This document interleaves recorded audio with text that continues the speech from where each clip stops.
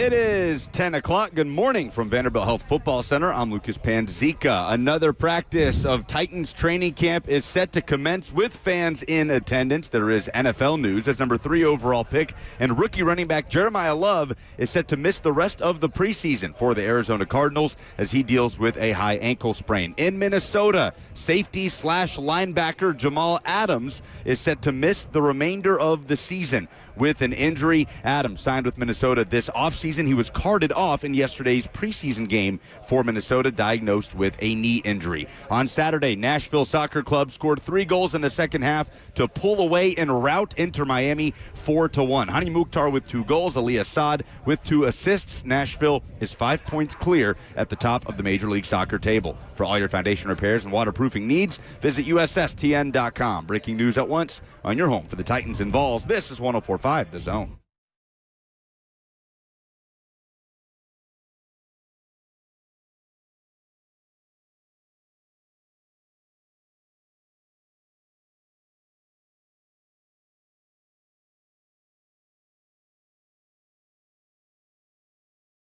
All right, good morning. We are back at the Titans practice facility because we have training camp practice ahead. It is a joint training camp practice week, not today, but the Seattle Seahawks will be in town. They will have joint practice here with the Titans on Friday, the preseason game on Sunday. Robert, Lucas, and me with you until 1 o'clock. Brett Kern is going to be up here at some point hanging out with us. Peter Skoronski is going to be up here at some point hanging out with us, and you'll hear from head coach Robert Saleh after practice today. 615-737-1045 is the number if you want to jump in. We'd be happy to have you. Facebook, YouTube, Twitter, and Twitch is where you can live stream the show. But we have to start football before we start football. What the hell happened at Geodis Park on Saturday night? That's an ass whipping. A demolishing is what happened. 1-1 at half. Felt like the exact type of game we expected, and then Nashville came out and just ran away with it, man. Inter Miami does this thing where they make the entire stadium wait on them. They're purposely late to come out after halftime. They'll literally sit back in the tunnel as Nashville players are on the field. That feels pretentious. And just waiting for like a good 5 minutes. Yes. And we've seen them do that before. But for them to do that and then come out and just get shellacked in the second half, very, very satisfying. Huge result for Nashville. Frustrating night for Lionel Messi. Nashville dealt with him very well. And this team, man, this team can do something special this year. What does that mean? Are they the team of destiny? Are you going to say that this is the year that they just knock the whole thing down? I mean, they're unquestionably capable of winning MLS Cup. Whether they do or not remains to be seen, right? They have to win the game. I want stakes. Yeah, I want a hot take. I don't know what more I can give put you. your name on it. I will eat my shirt if they don't win this game. Yes. This is the best team in Major League Soccer right now. You want me to eat my? Well, how about I eat your shirt? Ugh. After today. No. After a I'll Titans save it practice. for you. I'll throw it in a trash bag and we'll freeze it. New signing Ali Assad was everywhere. He was pulling strings. He was slipping players in behind. He had 2 assists on a dime on the first goal to Andy Nahar, and one of the most enjoyable nights at Geodis Park in quite some time. Lucas, and that's saying something. Lucas was on the call. You could have heard. You can always simulcast it on Apple TV. You can listen to the radio call while you watch on Apple TV. That's always an option. Which of the 4 goals was your favorite goal? Oh, it has to be the third one, man. Surridge's back heel flick on a ball cut in by Christian Espinoza on the right side, like eyes in the back of his head. His 12th goal of the season. Oh, fantastic finish. Okay, then let me hear that call. Was there any delirium in the stadium on Saturday night? Krull, let's hear goal number 3 for Nashville en route to their 4-1 ass whipping of Inter Miami. By Lujan, but it's won back by Baker Whiting. Reed, overlapping man Espinoza, centers it, Surridge! Oh, wow! Back heel, what a flick, Sam! Scores and Nashville leads 3-1. Does your voice sound higher pitched there? No, you sound great. That just makes me smile. You're like a real broadcaster. You're like a real deal TV broadcaster. Stop it. You are, dude. You are. I don't care. I don't even want to hear the context for the rest of it. Just play all of Lucas's goal calls. Should we? That's all I want to hear. Should we just shower him with praise? Lucas is going to say no, but they're always great. I don't know. He seems to be enjoying it. Let me hear the other ones. No, don't. Please no. Okay, let me hear the save on Messi, if I could. Messi shoots. Schwartzy saves, but the rebound is put in. The rebound is put in, but was it offside? Was there early movement, rather? I believe Suarez came in for the rebound, but did he leave too early? Did he enter the box too early? It's being looked at here. Schwartzy with a kick save on Leo Messi, who tried the stutter step. No goal. 1-0 remains the scoreline. 25 minutes in. Brian Schwartzy says no again. How many more times can this man come up huge for Nashville?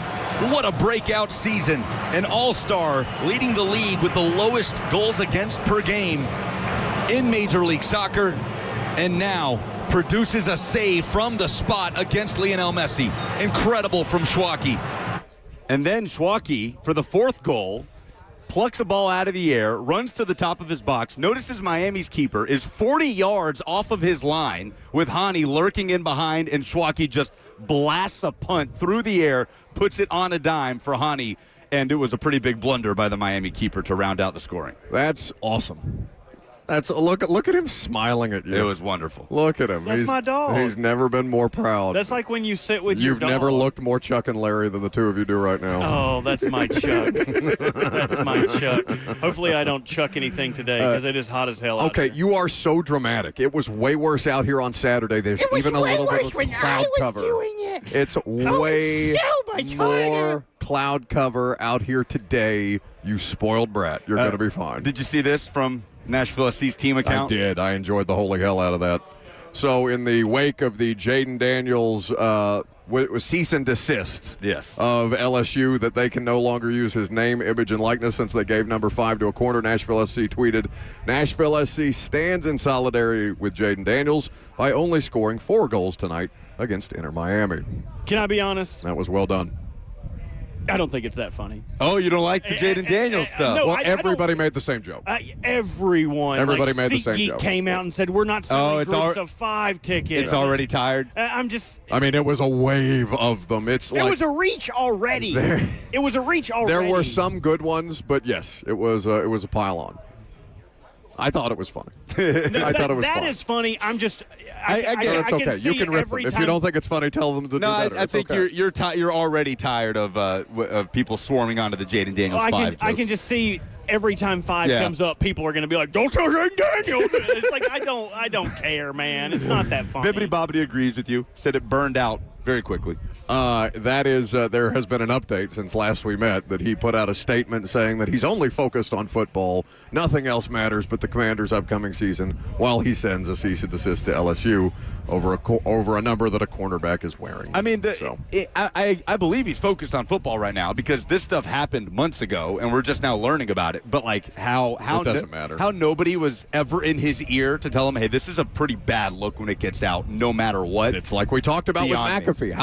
How does Pat hear that terrible album and think, I don't know. you know what, that was good? My favorite thing from the whole weekend regarding to that album, I put it in the chat. I'll have to find it. But we were inundated with ESPN employees who were like, listen to Pat McAfee's album coming into work, and it's actually not that bad. I saw a couple of people for the joke paying to promote their own tweets Yes. about Pat McAfee, so there were paid promoted Ew. Pat So- McAfee praise. So Ew. this guy, Ebo knows. I've never heard of this guy before. I just listened to Pat McAfee's album driving in to do SportsCenter tonight. I liked it. It's a fun, energetic country album. You read all of this, All of this praise. hullabaloo, Yeah. and at the bottom of it, paid partnership. Oh, Yeah. so you don't really feel this way. I thought that was Yeah. pretty funny. I actually liked it. So there are fans at practice today, which means we'll be able to give you live updates at practice today, which is always more enjoyable. Lucas will, again, flex his play-by-play chops as if he didn't get enough work at Geodis Park on Saturday night, and we will tell you what happens in real time on the practice field. They did have practice on Saturday, and it was a significantly better practice for the passing offense with Cam Ward. Now, the other side of that coin is the quarterbacks are terrible. The cornerbacks for this football team are an atrocity so far, and Cam Ward and Elikai Manor and Calvin Ridley and the rest torched them the way that they got torched by Curtis Rourke and Deshaun Stribling on Thursday night in Santa Clara. So you can feel good about the rebound for the passing game, but also keep in mind that the Titans secondary is a red flag, about as big a red flag as they have on this roster. So what's the bigger takeaway from Saturday? Cam's bounce back or the struggles of the defensive backs? Well, it definitely puts the performances that we have seen thus far against themselves into better context. Are they, this high-flying offense, and will, Carnell Tate catch everything that he's thrown? Or when faced with the Seattle Seahawks secondary this week, will it look more like the San Francisco result, and will, again, the cornerbacks get torched? I think the bigger takeaway is, this secondary is bad right now. Can it improve? Certainly. Will it improve? I have no earthly idea. But the amount of money that you have invested in Alontae Taylor and Cordell Flott thus far is not paying dividends in any way, shape, or form. And honestly, I don't think that helps, for them to come out and have this rain hellfire day on the Titans defense is not super productive if you're not getting actual good work in, right? If you're not being challenged that way. That's the bigger takeaway for me. Now, you can say that I'm being overly pessimistic or negative, but I invite you to go back and watch that Curtis Work to Sean Stribling performance and tell me if you weren't bothered by the Titans cornerback play. Well, we'll see on Friday when the defending Super Bowl champs and reigning offensive player of the year JSN comes in here. I mean, it feels like actual games are a ways away, but there's 2 weeks left in training camp. There's 2 weeks left, less than 2 weeks till we get college football. Right. Yes. Yes. Which means less than 2 weeks until our live broadcast out at Yazoo in Madison with the whole 104.5 The Zone crew. Hope you guys will join us on August 4th. September 4th. September 4th. August 4th is my birthday. Happy birthday. That's already passed. Okay, birthday queen. No. Get it. I got a month. Yeah. You get a metal detector. I got a month. Was your birthday 2 weeks? Was that 2 weeks ago? I do. Time's flying, Oh, my man. goodness. So time will fly to that opener against the Jets. But for these guys, there's less than 2 weeks to get squared away before final roster cuts and before it's go time. Well, that's what I'm saying. Krull has cut up some answers from practice on Saturday. So, Krull, we will hear from Robert Saleh on the cornerback situation because he was asked, cuts 3 and 4, Krull. You let me know in my ear when you're ready. You can play them back to back. Or sound the siren. Or sound the siren, of course. I'd rather. All right, very good. Saleh, rather. Krull was asked about the starting quarterback play on Saturday. It wasn't good enough. Saleh, why'd you make him Bane? Yeah. Saleh was asked about the corners getting toasted again on Saturday, and this was the head coach's response. Yeah, it's just continuing the rep what we're asking him to accomplish, understanding formations. You're not game planning, so you're not really recognizing formations, recognizing tendencies as we go. But at the same time, just from a man coverage standpoint, being able to win your one-on-ones when those one-on-ones are presented, there's never panic. But is there urgency? There's always urgency from the second we stepped on the football field till the day the season's over. There's going to be urgency to try to get better. If you're waiting till now to pick up your urgency, you're already late. So our guys have been working relentlessly. I know we do drills every week, every day.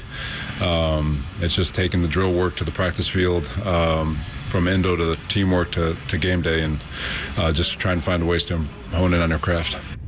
Is that a sufficient answer? Because I don't want him to panic, right? I don't want him to say that there's panic in the building, but you have to figure out ways to make up for it. And he's probably looking at his defensive line like, all right, boys, we may have to pick up the pace a little bit to be able to, hold up the way that we want to, because we have some clear and obvious deficiencies.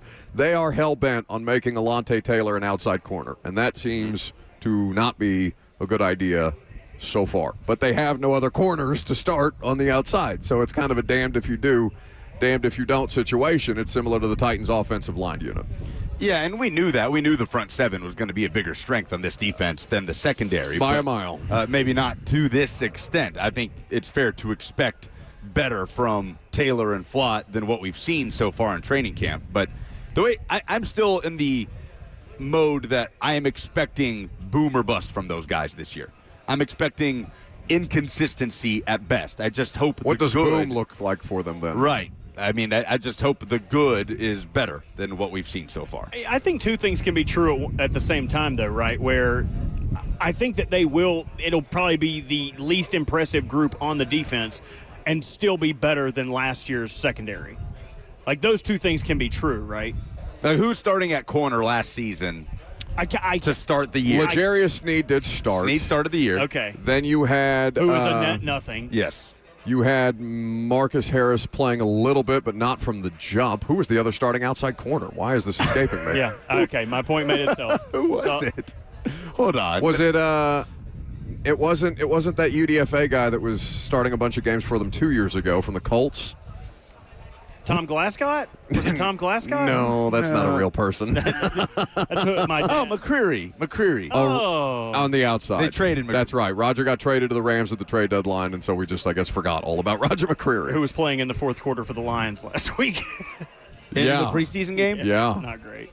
No, I mean, he didn't really do anything but special teams in L.A., and then he got hurt. Oof. Yeah, that's the thing. Like, it's not like the Titans. Oh, and Brownlee. Forgot about Brownlee. Jarvis Brownlee was out there Yeah, initially. see, there too. we go. I knew the Okay. chat would help us out Very with the Google. They did it faster than we did They it. quickly Googled and go, Brownlee, you idiot. How do you not know that? Come on. I can hear your keyboards typing. It's completely fair, though, because, I mean, think about how far removed we are from that trio of starting corners, right? That's just kind of the cycle that they put themselves in last season. So are they better? I don't know. They don't seem better. L'Jarius Sneed did make a couple of plays, specifically in that Rams game. So I'm not saying that L'Jarius – I mean, if Alontae Taylor and Cordell Flott play 13 games plus this season, does that inherently – but they're not good necessarily. Does that inherently make them better than Sneed, who's just wholly unavailable for 2 seasons? Kroll, can you look up how many passing yards the Titans gave up last year? It wasn't as many as you think, but it's one of those things where you look at their scoring defense. They were up so much, too, that people are probably running the ball. Yeah. Maybe that's not a great indicator. No, but their defensive stats from the last 2 seasons are skewed pretty heavily because in 2024 it was simply you didn't have to pass on the Titans to be able to score because they'd give up a 60-yard punt return to Khalif Raymond and all these different things, and the scoring defense was outrageous versus the total yardage that you were seeing, because I kept seeing Tavondre Sweat on his Instagram story post a bunch of stats about the top defenses in football a couple of years ago, being like, I don't think so, big fella. Oh, yeah. Jalen Armour Davis was starting for them at corner last year, too. Woof. Yeah, have fun with our Goodwill corner. The Titans. Thank you. And by hour, you mean the Ravens. Titans gave up 230.5 passing yards per game. That was bottom 10, 23rd in the NFL last year. And it felt worse than that for a number of different reasons. Is So that Ben Jones walking around down there? Benji, I think, is supposed to be out of practice Look at today. those knees. His knees are looking good out there in them I short think he's shorts. doing the preseason game. I think he's on the Oh, sideline I for thought you this were about game. to tell us like Tybo or something. I think he's doing Tybo. It's making his knees looking great. I don't think he's doing Tybo. What is Tybo? You never did. Your that parents, like a your mom form was of- never out of shape enough to buy a at-home workout VHS. No, my mom did yoga. Oh, my mom had her at-home workout VHSs, but I don't know what Tybo is. Tybo is like he was like a martial arts instructor, and he would be like, "Huh, "Give me a 1, No, 2, 3." I'm thinking of Sean T. Insanity. You remember that? Oh yeah. Insanity with Sean T. Sean T. made a killing. Now you're what was the guy with the big afro and the headband that was like, "Come on, everybody"? Oh, Gene Simmons. Gene Simmons. No, Gene Simmons is the lead singer of Kiss. Richard Simmons? Richard Oh, Simmons. Richard. Richard Simmons is probably what my mom was working out too. How young? that sweat going. Somebody in the chat asks, how young is Lucas? Not as young as he pretends because he's in his 30s now and he has gray hair. boy. I'm just a baby. I'm just a baby. All right, so they're getting ready to start the stretch here. We'll have individual period as we roll along. We will be able to give you live updates on team today because there are fans at practice, which means that we can give you real-time updates, which always makes us very happy, as opposed to waiting until 12:15 and then telling you everything that happened at practice today. 615-737-1045, the number. If you want to participate, we'd be happy to have you. I'm Buck Rising. It's 1045 The Zone.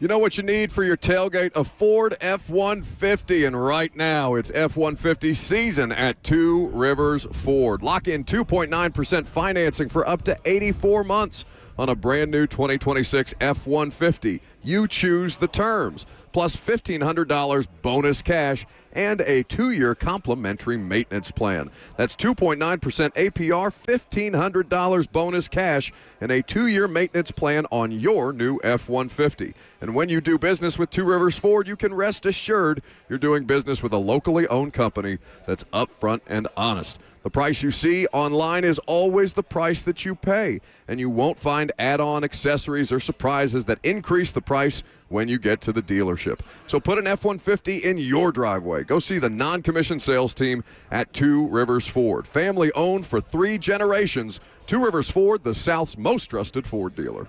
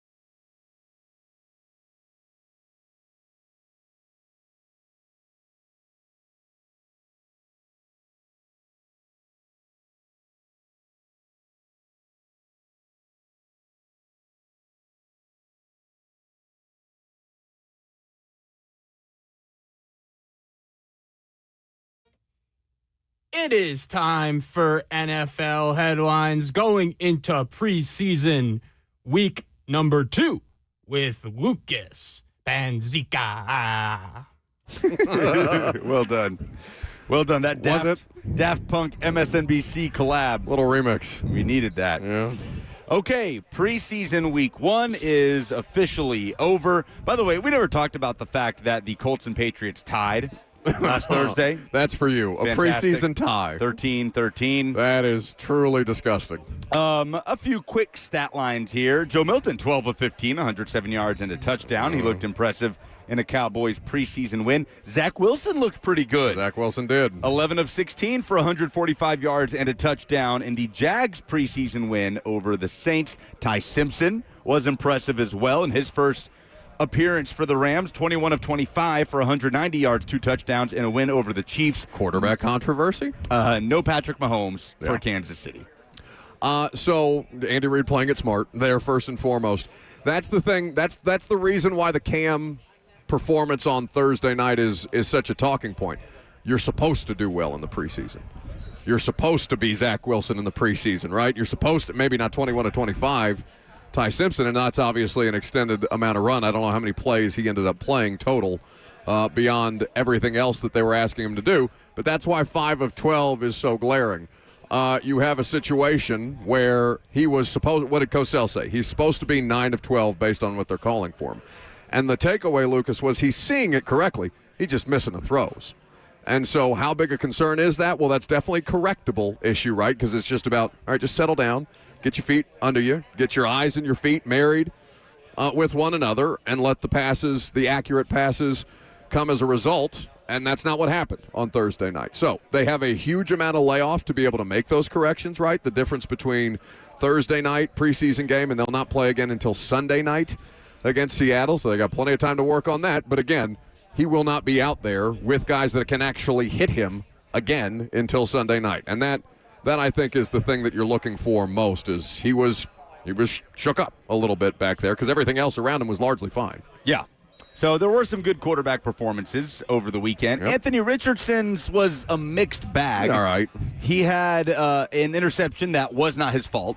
He also had a fumble, and he also made some big plays. But Colts assistant GM Ed Dodd said on Sunday that Richardson's going to stay in Indianapolis. He said, we want to have 3 quarterbacks that can play.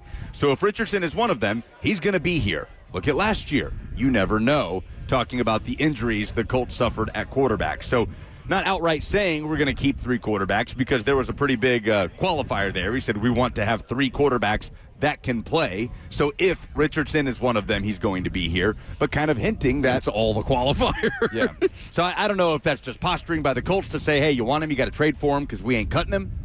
But that is what the Colts front office was saying. No, that's the public position that you have to take. Now, a lot of times, and I don't know what the Colts situation is, but there will be a difference in what is said publicly versus what is said in smaller group settings, where they give you an opportunity to ask some questions with a little less polish on the answers, right? So that is kind of the situation for Anthony Richardson. It's obviously the case here for Will Levis, because the expectation is absolutely that the Titans will have 2 quarterbacks on their initial 53, and they'll try to have a third one on the practice squad. I assume that's what the Colts assistant general manager is hinting at as well. If you could have 2 quarterbacks on your initial roster and then put a third one on the practice squad, that would be the preferred way of operating, so you can use that additional roster spot elsewhere. Titans made some transactions over the weekend. Yes. Unfortunately, Jalen Harrell and rookie tight end Jaron Kanik are done for the year. Yeah, so it's a torn ACL for Harrell, and that's meaningful, right? Because he's somebody who you felt like had an upward trajectory. Again, I'm not talking about a starting caliber player, but he really came on at the end of the year. Yeah, he ended up, I think, with 4.5 sacks. He had 4 sacks. I think he had 4 sacks in 5 games, something like that, to close out the season. So, again, that's somebody that you were looking at for depth. He's obviously now a defensive end in the new system. You combine that with the fact that Jacob Martin is dealing with an ailing knee. I don't know if he's out there today. I have not seen Jacob Martin. We'll keep an eye on that for you. If we can give you updates in real time, remember, today, because there are fans at practice. But you're talking about Keldrick Falk now having to play an inordinate amount of snaps, and that's good, right? I mean, that's good experience. but, increases your percentage chance of potential injury the more that you have to put him out there, and your depth already wasn't great to begin with on the edge. The Kanak thing is a peck. Now, we didn't see it happen. It was apparently on special teams in Santa Clara, but that's just a special teams contributor. It does make the math a little, obviously you hate for anybody to get injured, even especially before their rookie season really starts. That sucks, man. But the only pro to that from a team standpoint is it makes your math a little easier when you're looking at your tight end room. And maybe, DMR, who felt like outside looking in a little bit, has an additional chance to potentially make this roster. So Titans made 2 corresponding moves. They did not technically replace Harrell with a pass rusher. They went out and got Dominic Richardson, a rookie out of Tulsa, and they brought in Matt Lauder, a tight end out of Boise State. And a rookie running back. Yeah, rookie running back. Sorry, yes. I did not say that. Yesterday, the Titans waived the Titans waived an injured linebacker in Sean Brown, and they brought in a corner in Corey Mayfield Jr. So they keep telling you they hate their cornerback depth because they keep churning that part of the roster at every turn, and their starting cornerbacks are obviously bad, objectively bad right now, despite the amount of money that they've paid Cordell Flott and Alontae Taylor. So you're looking for improved play out of that, but that just feels like a position group that they're going to churn all year long, Lucas. Zach, can we hear from Robert Saleh Saturday talking about the injuries? Yeah, Harrell and Kanak, though, unfortunately, will be done for the season. Harrell with his ACL, Kanak with torn pec. I think it was a peg, right? And then everyone else just minor aches and bruises. Tony didn't practice today, just dealing with a sore foot. Hopefully to get him back Monday. Same thing with Nick Singleton, Jacob Martin, same thing. So there was a couple of guys that were having a little bit of soreness. Plus the travel, just felt like it'd be good to give him a quick break and get him back going on Monday. I didn't see that happen. That was on special teams. Okay. This is like his only rep. Just a fluky play? Yeah, fluky play. Yeah. Got his arm out there and it ripped on him. Hate that. Oh, God. Yeah. The way that sounds is just terrible. But good to not hear John Franklin Myers' name there from Robert Saleh. Yeah, and he was back in practice on Saturday and looked like he got some good work in. So that, you lose a couple, but obviously you gain back an impact player, and they're going to slow play anything around JFM, which was just back tightness. But again, an older player, so a situation to monitor. I'm getting a call from Abilene, Texas. You want to take it? Could this be that guy that ditched Ella Langley for the girl in Abilene? After the show. No, it's okay. It's okay. You can pick it up now if you want to. All right, let's see what happens. Would you like to? Hello? Hello? Telemarketer? No, just hung up immediately. Okay, very good. All right. Well, you can expect to get 7 more from Abilene, Texas, because you answered that one.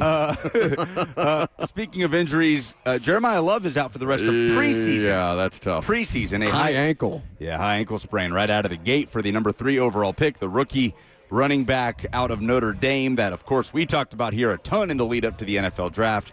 And actually, Mike LaFleur declined to reveal whether it was high or low, but it's being reported as a high ankle sprain. What's the point of that? So he was asked about it. He said, it's an ankle. We'll keep it at that. That's such a first-year coach. Well, just grow up. It's okay. You don't have to put a timeline on it. It's okay if you say it's a high ankle sprain.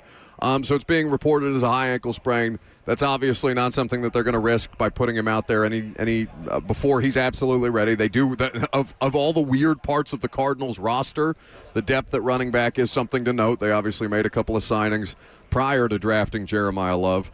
It's unfortunate because I don't know how much you watched of him, Lucas. He didn't play in the Hall of Fame game, but he was awesome in that preseason action, despite the offensive line in front of him. So now they're down Jeremiah Love for at least a period of time, and their rookie guard, who, was going to have an opportunity to start, their second-round pick. Is it Basantis? Is that how I pronounce his name? I can't remember off the top of my head, but he's out for an extended period of time with torn triceps, which also sounds like a very unpleasant Carson Beck injury. Day-to-day as well in Arizona.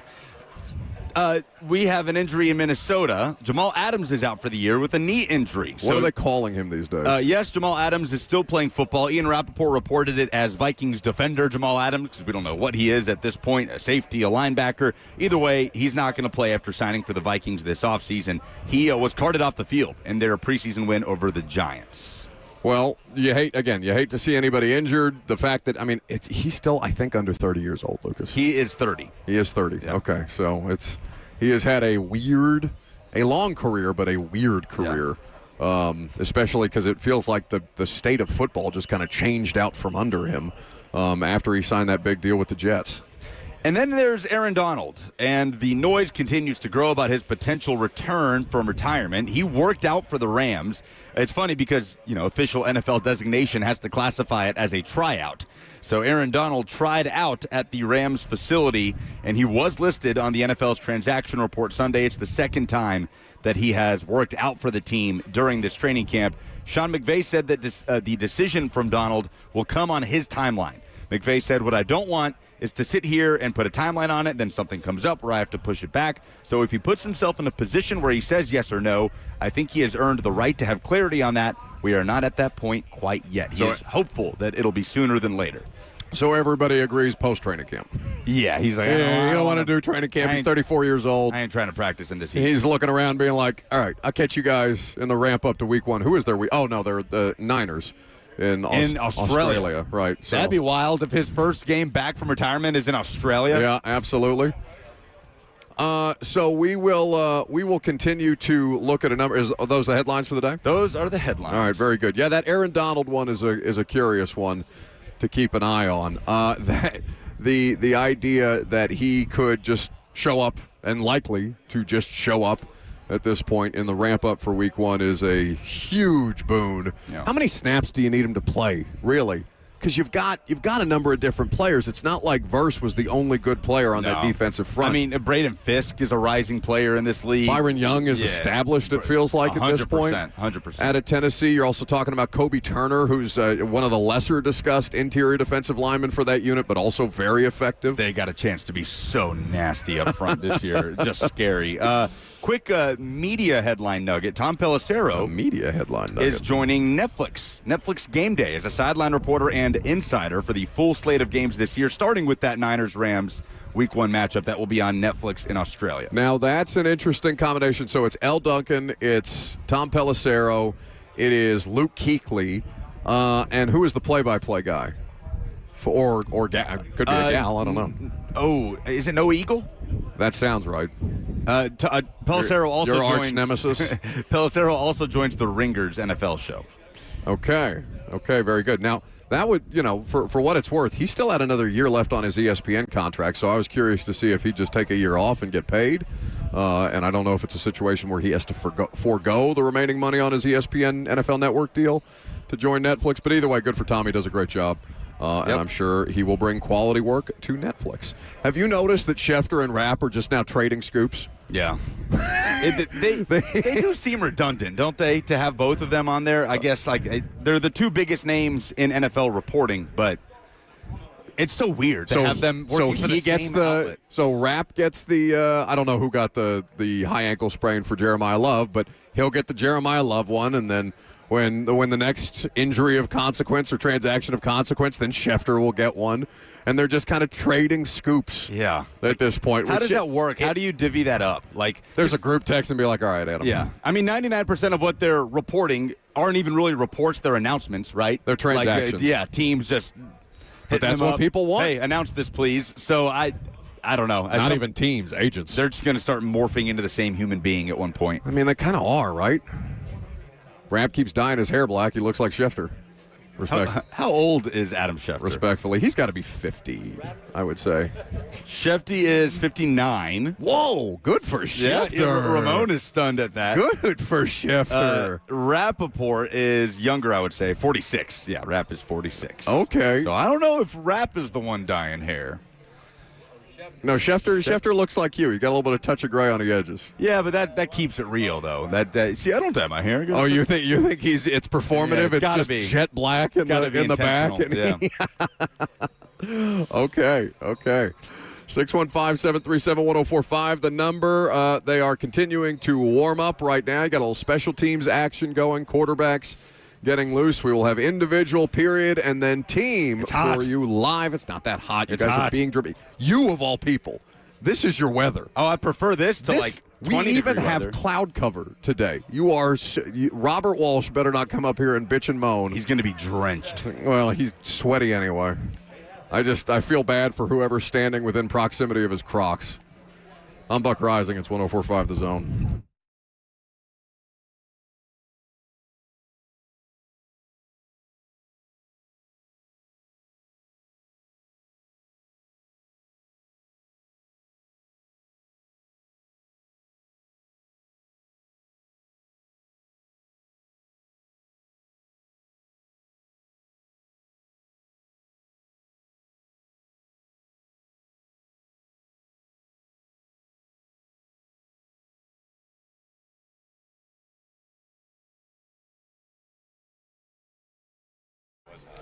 The Tennessee Men's Clinic is serving Nashville, Franklin, Clarksville, and now Murfreesboro, and so many more across Middle Tennessee. They've been in business for almost 20 years, treating men with real history, and they're getting better each and every year.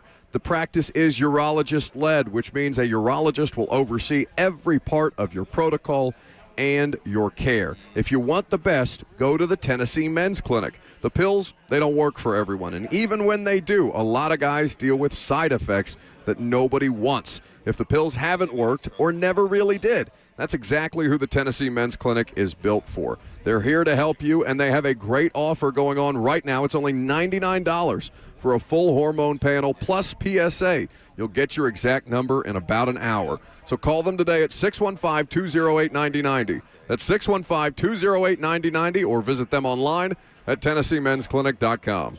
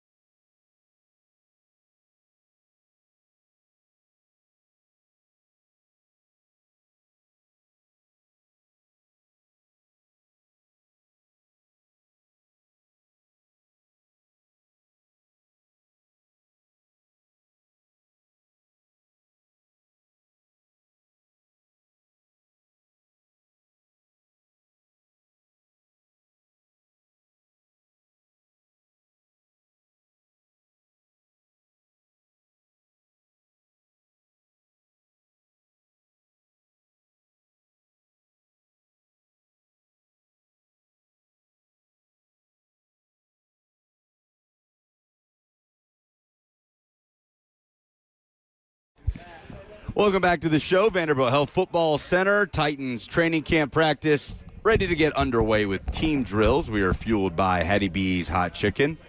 It is hotter than Hattie B's Hot Chicken. The Hattie B's collab, I did not have time to grab one at the Nashville SC team store. Oh, did they have it? They did. I will be ordering one online today. It looked amazing. I had several people comment to me about they liked the Fitzy brought it up on a Fox show. Saturday was talking about how much he liked the Nashville SC Hattie B's collab merch, and especially off a hot win against Inter Miami, an absolute ass whipping. Probably felt like South Florida out there on Saturday night. 4-1 over Inter Miami was the final in favor of Nashville SC. So they are now definitively the best team in MLS. 5 points clear. Still a long way to go. So we will get things going with a little team here in just a while. We've got individual work happening on the practice field. They do seem to have guys split up today. I don't think I've seen them doing tackle tight end work at practice these last couple of days. So you've got the guards and centers working on one part of the field, and you've got the tackles and tight ends working, blocking on another part of the field. You've got a number of different things worth watching today as far as, again, the cornerback play. It was a better day for the passing offense with Cam Ward. Again, I believe that to be in large part due to the poor secondary, more than Cam Ward and Alec Iamaner and Calvin Ridley being the second coming after looking a little mortal on Thursday night. But we'll see how the secondary responds. I'm still waiting for that secondary response. There's been days when the offense has had poor days and come out here and responded appropriately. I'm still waiting. I've been waiting about a month and a half for the secondary to respond from poor play. We'll see what they bring in team drills. Can't wait for Friday's joint practice against the Seahawks. That'll be spicy. As we wait for team drills to get started, the AP poll is going to drop in 13 minutes. Ooh. Doesn't matter, but always gives us some good preseason fodder to talk about. Where do we think Tennessee will rank in the preseason AP poll? Should they be in the top 25? I think they will be. With still questions at quarterback? Yes. I mean, the thing is, what is Josh Heupel's worst season with a quarterback at Tennessee? Is that Milton's season? Full season? Production-wise, I'd say Nico's. Okay. And they won 10 games and got to the college got football to the playoff. So I think there is an understanding of the floor with a Josh Heupel quarterback. And Tennessee's floor in terms of talent profile has risen. I think they'll be right at that 20 mark. They were 18 in the coaches poll. My prediction is 20 for Tennessee coming up here in a few minutes. How many SEC teams would you predict would be in that top 25 initially, right? Because that's, I think you could make a case for a number of programs if that's going to be your baseline for Tennessee is top 20. Let's say 9 or 10. 9 or 10 in the top 20. So half, or less than half. Oh, top 20. I thought you were saying 25. No. You're right. Top 25. Yeah, 9 or 10 in the top 25. So we'll see. Scrimmage on Saturday, all reports were that both quarterbacks did some good things. They still seem to be very neck and neck. On West End, it sounds like Vanderbilt quarterback Jared Curtis had his best day. That's what Clark Lee said. It was his best day of camp so far. That's what you want as a staff, though, right? Don't you want Jared Curtis to win that job? I mean, it's going to be a pain for him to jump from Nashville Christian to SEC football, and I'm sure their first couple of games are not of great consequence to kind of let him warm up a little bit, but that'll definitely be a significant jump. Who they got? Austin Peay? Austin Peay in Delaware to open the year. So Delaware, a quality program. The Blue Hens. Quality program playing Division I football. Still feels like a good ramp up to start the year for Vanderbilt, and then you open your Power 4 slate against NC State in Week 3 at home. Early kickoff, but feels like a good opportunity to start 3-0, and for Jared Curtis to get his feet under him a little bit before the bullets start flying in SEC play. I saw more love for McIntyre this weekend, not necessarily more than Faison Brandon, but I did see a lot of positivity around McIntyre this week. Yeah, it sounds like he's kind of punched back a little bit after everybody wrote him off going into fall camp. Geno Smith type of situation. I'm wondering if there's a line starting to form between the two quarterbacks in terms of what they bring. With Faison, just little nuggets that come out from practice and knowing what he is as an athlete and a prospect. I wonder if Faison is the more high-ceiling, explosive talent prospect where you could get more big plays down the field. There's more of a dual threat component, while maybe McIntyre may bring more of that steady consistency. And at the end, it's just going to be about what do you prefer if you're Josh Heupel? You have to have, if one guy's just going to be boom or bust, you're going to go with the consistency. But if Brandon is just a little less consistent than McIntyre in practice, but is doing stuff that can really push the boundaries of this offense and move it down the field, I don't know. It makes for a really, really interesting QB battle. Well, what are you trying to accomplish this year if you're Tennessee, right? Because we all agree that 2027, if things go right, that should be a quality year where we're talking about them competing for, again, a college football playoff berth, right? Given the talent that we expect to come in and where you would like to see the talent that's existing on the roster continue to track. That's kind of the expectation. So what matters more in 2026? Is it, the opportunities for the true freshman, for the five-star freshman to come out there, learn, grow, develop right away? Or are you trying to give yourself the best chance to win football games, which I'm not saying that McIntyre inherently is that, but there may be some level of risk averseness if you're Josh Heupel and say, okay, McIntyre may give us less risk in the early going. Doesn't mean, by the way, that you have to stick with the same quarterback situation the whole way through, but we do know that Josh Heupel prefers a one-quarterback offense. I wonder if this Tennessee team isn't somewhat similar to that 2024 team, just in terms of not putting a ton on the quarterback. The offensive line situation is really sound. Their running back room looks really good heading into this year, and the defense will be expected to take a big leap forward with Jim Knowles. We did not have time to talk about the injury to Edris Farouk, though, on Friday. He went down, had to be taken off the field in an ambulance, a torn patellar tendon. Huge injury for this defense, man. He was going to be a leader, a starter, really broke out last year as a sophomore, junior safety under Jim Knowles. That's a big blow to this Tennessee defense, and we'll see how they try to supplant that. They did bring in a ton of transfers. They're deep in the defensive backfield, but big injury. I think Tennessee will emphasize running the football, will put as little on the quarterback's plate as possible, and hopefully be able to lean on their defense this year. And we'll see. Like, if the floor is high at the quarterback position, this is a team I think that could surprise some people. They are as talented as they have been in the Heupel era on the offensive line. The wide receiver situation is good, especially with those 1 and 2 spots with Matthews and Staley. They're just kind of this wild card where they're the preseason number 8 team in the SEC. Nobody outside of Knoxville is expecting anything or talking about them in any way. But they feel like a team that could just plug along at 8-4 or could win some games that they're not expected to and end up winning 10. I know preseason polls aren't, the most important thing, but is there a case for anybody other than Ohio State to be number 1? Oh, I'd be lying if I said how I'm super in tune with. Again, it doesn't matter other than sort of setting those expectations, but if you're 1, 2, or 3, the expectation is all kind of the same.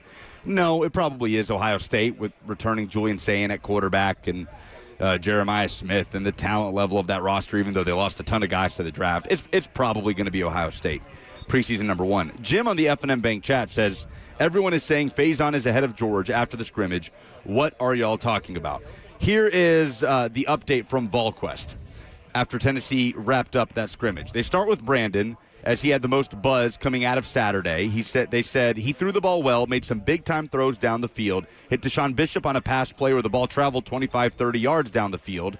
Later in the scrimmage, he hit Mike Matthews on a deep ball and followed it up with a deep ball to Hakeem Dodson and tacked on a touchdown during that drive. He did have a few that stalled out in the red zone, but ultimately a strong day. For McIntyre, they said he started strong, found Rodarius Jackson multiple times, had some drops from receivers and tight ends, and dealt with bad snaps. He was picked off by Arion Carter, but the main talking point was he was a little late getting the ball out based on people that were watching. So Brandon did have a more explosive performance, but it still feels like it's so neck and neck right now between the two, and Josh Heupel's not budging when he's asked about it. We should be able to give you a little play-by-play from team drills here on the SeatGeek Terrace. Titans practice underway right now, individual period going on. So as things progress, we'll be able to keep you updated in real time. Hang out here with us. We've got Brett Kern on the show today. We've got Peter Skoronsky on the show today. I see Ben Jones down there doing a little Titans radio sideline, Big J Journo work. So who knows? Well, actually, Ben's on the show tomorrow, so I won't bother Ben today. But we got a lot of things going on. Stick around. It's 104.5 The Zone.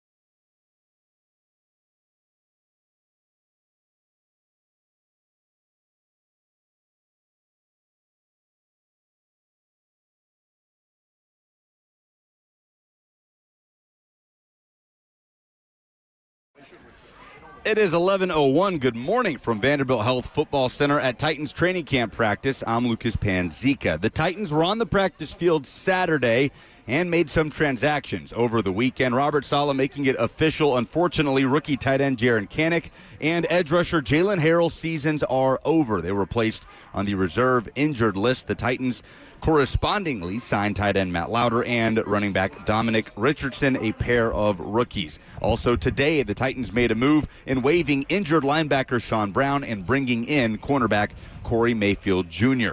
Team drills getting ready to get underway now at Vanderbilt Health Football Center. For all your foundation repairs and waterproofing needs, visit USSTN.com. Breaking news at once on your home for the Titans and Vols. This is 104.5 The Zone.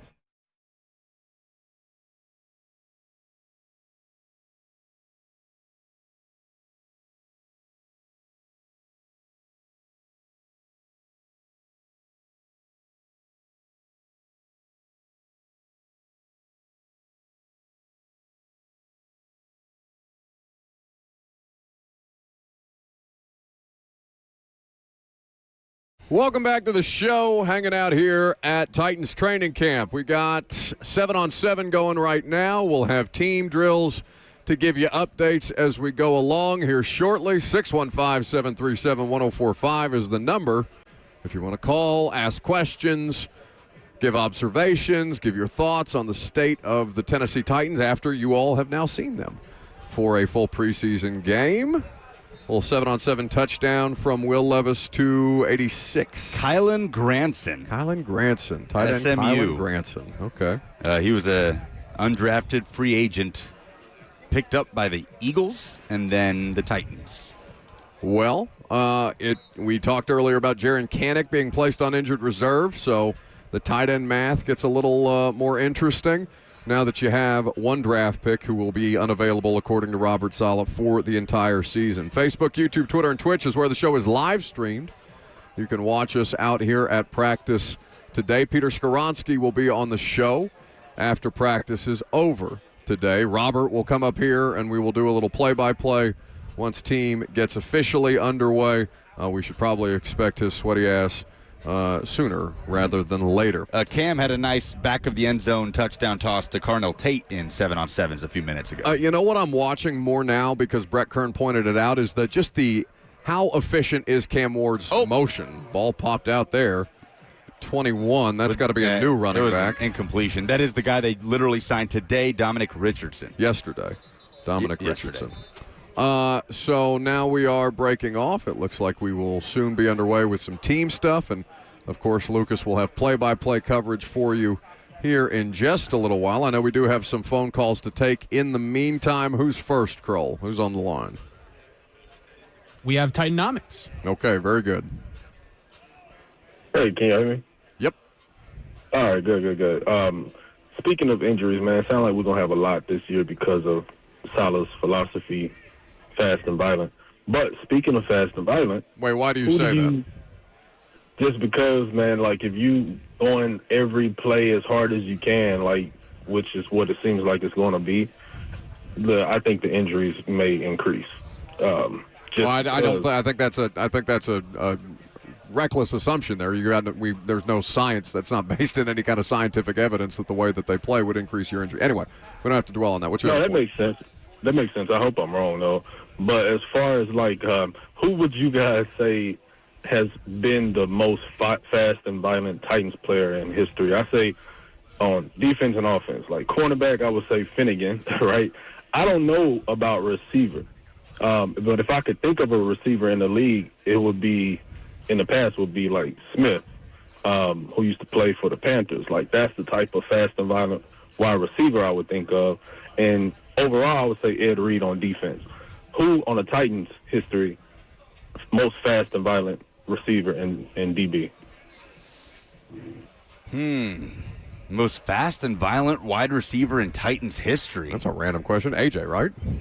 Yeah, AJ was pretty fast and pretty violent when he was here, matched up with that physical style pretty well. Yeah, no, he's full size, right? He's not Derek big. He's 6'2", but he is if you've ever seen A.J. Brown in person, he's one of those that looks like he's got shoulder pads on when he doesn't. I mean, it's A.J. That combination of size, speed, and physicality is unlike any other Titans receiver that I can remember. I would also put Logan Ryan up there if you're going to put Finnegan up there, especially with the way that Dean Pease played him. Now, maybe I'm doing a little bit of recency bias there, but like Logan Ryan had like 4 or 5 sacks in a season. He used to play in the slot, used to play in the nickel, was very comfortable sticking his nose in the play, making tackles. Logan Ryan probably. I mean, I'd put. Oh, if we're doing DB at all, it's Blaine. Kenny Vaccaro and Blaine. Yeah, the hitman. Yeah. Kenny Britt is getting a shout in the F&M Bank chat. Kenny Britt was my favorite Titans player as a fan for like a good 3 years. That dude was fun. Came up in some big moments. But some quick news: Von Miller is signing with the Cowboys. Yeah, I saw that. 37 years old, 1 year, $5.5 million deal. I mean, he feels he's just jumping from team to team, trying to give himself the best opportunity to make a little bit of a postseason run here. Dallas's defense definitely needs the help. I don't know how much help 37-year-old Von Miller is. He was in Washington last year. I don't know. We can just take a look at his counting stats from a year ago to see if there was anything of consequence we're talking about. But as a reserve player, he had 9 sacks. 9 sacks. That's kind of crazy. That's the highest sack number he's had since 2018. Good for Von Miller. I guess because Washington didn't do anything, we weren't talking about that last year. 16 total tackles, played in all 17 games at 36 years old. To Von Miller's credit, he was drafted in 2011. I was still in high school when Von Miller got drafted. That is an insane amount of run. He did miss that 2020 season. A&M was a Big 12 school when he got drafted. That is crazy.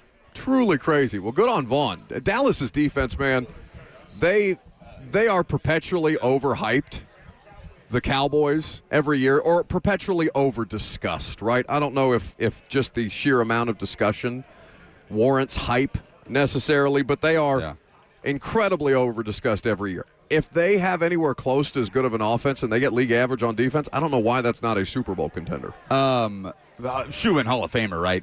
Who's that, Vaughn? Yeah, 2 Super Bowls. Let's see. 138.5 career sacks. The longevity is crazy. I don't know where that ranks all time, so I don't want to say, shoe-in and us be ignoring guys of consequence who are still ahead of him, but I can't imagine there's too many people ahead of Von Miller right now for having played for 15 years. I mean, 3-time first-team All-Pro, 8-time Pro Bowl, NFL record for most sacks in the Super Bowl in that 4.5 sack performance.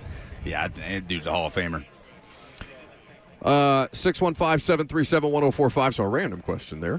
615-737-1045 is how you jump in if you would like to. Okay, so players that we're watching specifically today, as far as all this goes, I am obviously going to keep an eye on Peter Skoronski when we work in a team. I noticed that he was getting put on blast a little bit on social media because of that one play where the defensive lineman for San Francisco just ran by him en route to the quarterback and causing a pressure. I know a lot of people are going to start paying closer attention to a guy who's making $25 million a year.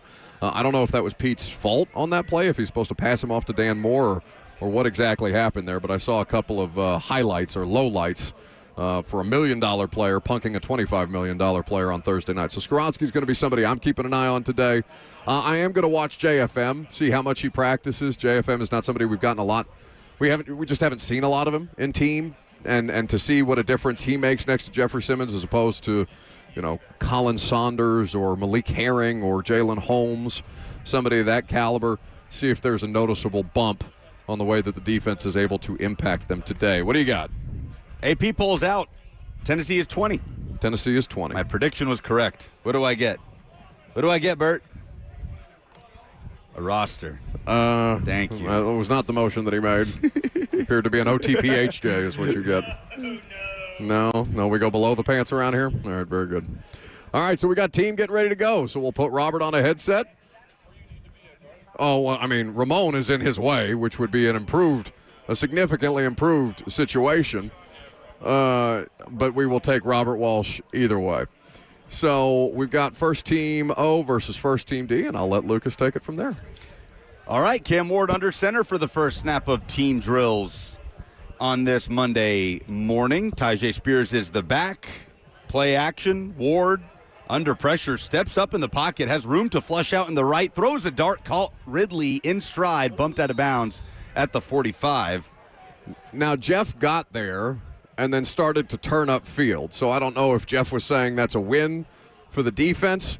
I believe that was the case, so that may have been a sack in a real situation. Cam's still throwing a pass regardless. They're going to bring it back to the 29-yard line for what is a second and, let's call it 8. Second and 8. So you got Solomon Thomas in there with Jeff. Back under center. 3 down linemen. Spears is the running back. This time the give is to Spears. Right up the middle, bounces off a tackle, and then he's stifled at the 30 after picking up maybe a yard. Gray had the stop. A rare Jeff loss. Schlottman stopped him halfway through that spin move and then got blocked back into the defender rushing off the opposite side. So they'll huddle up. They're going to give them a 1st and 10 on the 31. Worth noting again, Fernando Carmona continuing to run with the first team here. Ward in the gun for the first time today. Takes the snap, little toss to Spears. Dodges past the tackle, 35. Big collision at the 40, but Tyjae Spears able to fall forward. Tyjae not appreciating getting taken to the ground there. Yeah, Winston Jr. popped him at the end of the play. A few words for Tyjae to Jeffrey Simmons. That's so funny watching somebody that size run up on Jeff, because you know that he's got the Guardian cap on, so it makes him look a little taller. But again, you better cut it out, big guy. But you better cut it out. Stop that. It's good spacing by Spears out of the backfield, feeling the space and finishing physically. And Falk was there. Now JC had him walled off. I don't know if Falk in a live situation is able to shed that block and make a play in the backfield, but Falk was in the area. Short yardage, 2nd and 4. Ward under center. Play action. Ward rolling right. Plenty of time to throw. Just lofts it to the near sideline. DK catches and runs out of bounds at the 45. That would be a chain mover. Defense was fooled by the play action. Where do we have Chimere DK in our hierarchy as the twos on defense and offense come on the field? Just the wide receiver position as a whole? Like where does Chim slot in? Because I know that they can use him in a slot capacity if they want to, and I know they can theoretically put him out on the outside like Ridley if they wanted to. Yeah. He hasn't had quite the camp Ironmaner has from a pass-catching perspective. But he's not getting as much work. No. Trubisky in now with the twos in the gun. This is 1st and 10 from the 30. Mitch Trubisky takes the snap. Handoff up the middle. Tons of room to run for Julius Chestnut across the 35. They're going to call him down at the 36. So a pickup of 6. Yeah, excuse my ignorance if we're not allowed to talk about this. A gold jersey?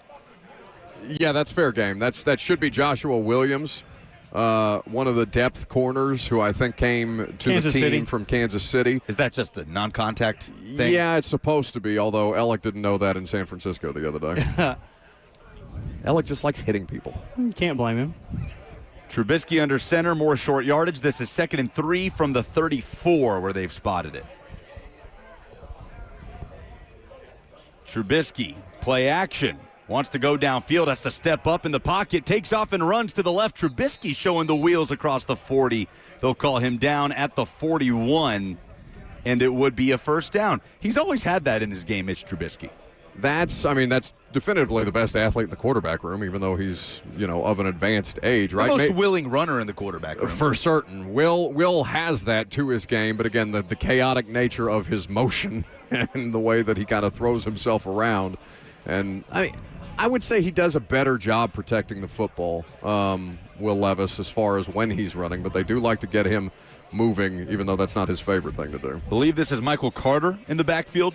Behind Trubisky, who's under center, play action to Carter, and he just has to dirt it. Getting swarmed in the backfield. You got 30, you got 7, so that's Femi. You got 93. Kendall Brooks was 30 in the area, so you're getting a little pressure there. Actually, I didn't see if they blitzed Kendall Brooks or if they had a little zone exchange situation there where they bring somebody like a linebacker or a corner and drop a defensive lineman. It looked like a blitz, though.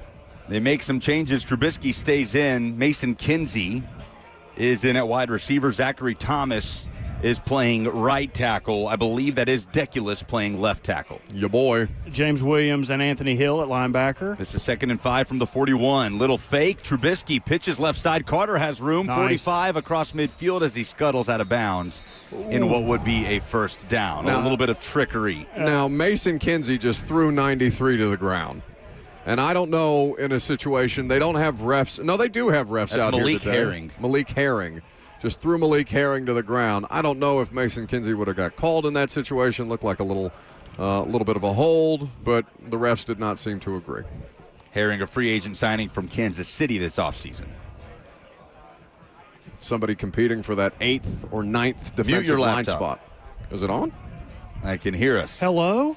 Dad? Under center, here's Levis, 1st and 10 from the 35. I formation. Will Levis takes the snap. There looked to be some early movement there. No flag. Levis, play action, just dumps it down in the backfield left side, and it's going nowhere. No gain on the play, if that, on a pass to Micah Robinson, who the Titans just signed. You had 40 around the ball. You had Diabate around the ball as well. His role in this linebacker room is going to be interesting to me, Diabate, because for what it's worth, and it may not be worth much, but he was listed as a starter on that unofficial depth chart ahead Above of Hill. the San Francisco game. And doing what you'd like to see a starter do, talking to the defensive linemen, making sure they're in their correct gaps, getting the guys in the right spot before the play snapped. Levis in the gun here for 2nd and 10 from the 39. Titans 3 still in their own territory. He'll hand off right side. Robinson, big hole, 45-50, 45-40. And he is basically tapped down at the 35. Bishop Fitzgerald with the stop. But big hole on the right side for the threes. Volson gets a lot of criticism, especially after that Santa Clara game. Understandably so, deservedly so. It was a really nice pull by him and the rest of the offensive unit to get out, get the blockers in front. You saw the defensive line bite hard on that. Also facing a lot of guys that will not be here in 2.5 weeks. Yeah, he's pretty bad. Just totally undo any Sorry of the, about his mother if he's listening. He might stay. Or she's listening. 1st and 10 from the 42 as they bring it back. Levis under center, hands off up the middle. Popped at the line of scrimmage. Is that Chestnut? Yes. Kalen Saunders, like a little mini fridge in the middle. This dude has to walk through doorways sideways, I feel like, Kalen Saunders. Like, he is wide. He's just so short. He's just a fire hydrant out there. He's 6 foot. He's like if a potbelly pig walked on his hind legs. Yes. 6 foot 324. He looks like a little propane tank. Ramon says that's your alternate life. Hank Hill would love Kalen Saunders.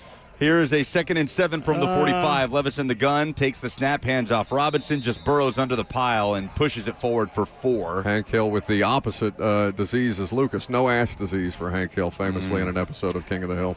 Macy Kinsey scrapping it up again that play. That guy just likes to scrap. Well, I mean, he is a fighter, and we are getting, well, do we want to take a break or do we want to ride? Because you got the first team Let's here. just get a couple snaps in with the first team before we get out. Okay. Probably should have broke when Levis came in respectfully. Yes, or not respectfully. I think that's okay. So Cam back in the game. This is 1st and 10 from the 30. Spears once again is the back. No Pollard today, correct? No Pollard today. Okay, Tyjae Spears in the backfield. Cam Ward under center. 3 down linemen for the Titans front, including Jeffrey Simmons. Play action. Ward, quick throw over the middle. Caught Nice. Tate. Room to run across the 45. They call him down. Hooker, I don't think would have had him. But that is a good, quick pitch and catch Ward to Tate. Well, that's the efficiency of movement that you want to see from Cam Ward, right? See it and rip it. No extra motion, no bouncing around, no frenetic movement from Cam. The exact kind of thing that this offense is going to be based on timing and accuracy. Right over the middle of the field on the play action. Here's Ward now in the gun, fakes the give to Spears, tries to just sidearm it over the middle. It's batted down. That was Robinson coming across the middle from the left side of the formation this time, and it's easily batted down. Latham giving Cam Ward a little bit of coaching, telling him he should have peeled out the right side instead of trying to fit that sidearm throw into space. Good. I want to see more of that from JC. Ramon says that he thinks JC told him to give it as opposed to trying to throw there. Maybe we got to get the big fella headset. He'd be much more useful than I am. He's literally done does this. 4 hours of work today. He actually is able to do this. 1st and 10, handoff. run. Spears left side.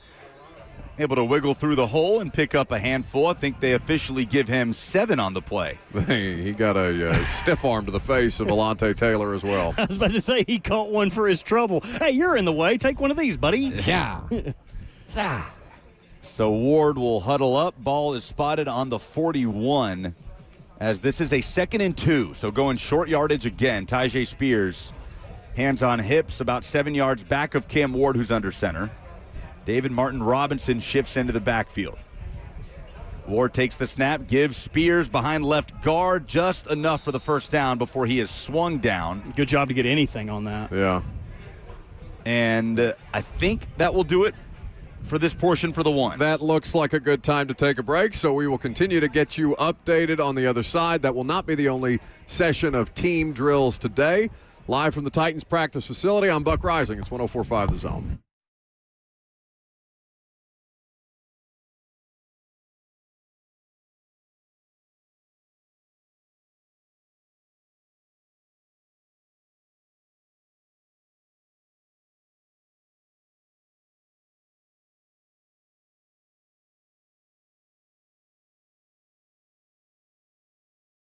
A day at the spa, the perfect gift for birthdays, anniversaries, or any occasion. Lavish and luxurious, yet affordable. A grand gesture, yet simple for you. The gift card from A Moment's Peace. Give her the gift she won't buy herself. An escape, a bit of luxury. Something special that shows more than just words. A gift from A Moment's Peace Salon and Day Spa in Cool Springs across I-65 from Galleria Mall. Call 615-224-0770 or go online at amomentspeace.com anytime. What's happening, good people? Let me go on and tell you while you're walking into your weekend what you need to be looking for. That is a truck. Yeah, Mid-10 Ford, they got you covered. They're going to take care of you. All you got to do is slide in there and let them know, hey, man, Big Slay told me. And they will look out for you. Go in there and holler at my guys, Trey, Matt. They're going to be right there to help you walk through the process of going to get your truck. And guess what? It's nothing that's going to be pressure, no high pressure, just low pressure approach, no gimmicks, no pushy sales tactics. That's not what they're about. They're about getting the job done and getting you comfortable and understanding exactly what you're getting into. It's a one-stop shop. If you need service, Mid-10 Ford, they got you covered. They are the ones you need to be looking for. When it comes to the right vehicle, they got you covered. Even a body shop, service, financing, sales, they got it, all of that. All you got to do is go to 1319 Foster Avenue. Visit mid10fordtrucks.com.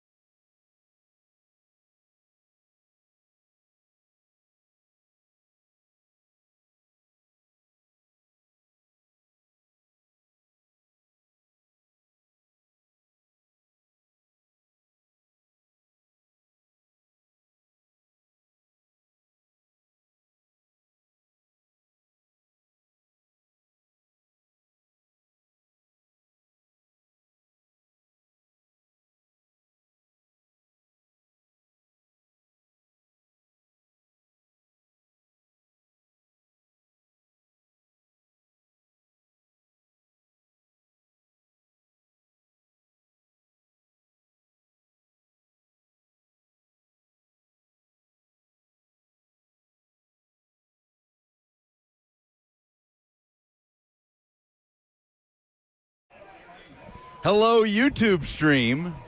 This is pretty exclusive. I feel like we should have to charge for this. Should we? Little Zonely fans moment? Yeah, Cam Ward just completed a deep ball down the left side to Wan'Dale Robinson on a little floater. And before that, the screen. Yes, Trubisky on a little screen to Chestnut that ended up as an explosive play. So Worth noting that we've had our first player tossed from practice today, Tony Adams, getting into it, defensive back with the second team. All right, so this is exclusive to the F&M Bank chat while we're in a commercial break on terrestrial radio. The ones are in. This is a 3rd and 7. Ward in the gun on his own 38-yard line. Takes the shotgun snap. It's a straight drop. Ward flings it over the middle, a little bit behind Robinson. It falls incomplete. Diving interception attempt for Winston. And he's unable to scoop it up off the grass, but just zipped that behind Robinson over the middle. Marcus Harris celebrating it as if he did anything on the play other than be in the area. Always appreciate that from the defensive backs. Got to do it. Cam tried to get it out quick, under pressure, just a tad behind Wan'Dale. Nice attempt by Wan'Dale, but was not able to secure it. The YouTube people really don't deserve us for this. This is 3rd and 9 on the -41. Cam Ward in the gun. Tyjae Spears on his left hip. 2 receivers to the left, 1 to the right. The ones are in. This is a full-strength lineup here offensively for the Titans with the exception of Pollard, who's not practicing. Ward with the straight drop under pressure. Zings it over the middle. And Tate can't bring it down. Did Flott get a hand in there? Yes, he did. He was very tight. If they wanted to call something, they might have been able to. Maybe a little early, but good coverage nonetheless. And you'd love to see that from Flott in a bounce-back performance after Saturday and the preseason They game. had 3 guys blocking Jeff, and he still got back there. that was a great pressure package by them. You're welcome. Go ahead. No, they just had a lot of guys up there on the line of scrimmage. You're welcome, F&M Bank chat. We're about to come back on terrestrial radio, so we're going to be quiet for a second.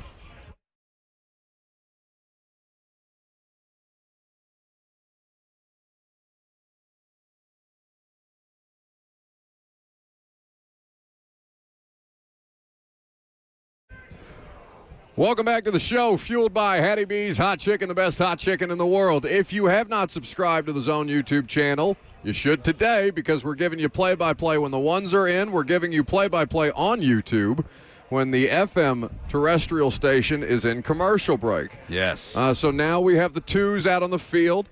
If you're just now joining us on terrestrial radio, Tony Adams got tossed for throwing a punch, second-string defensive back, and now Mitch Trubisky in the shotgun.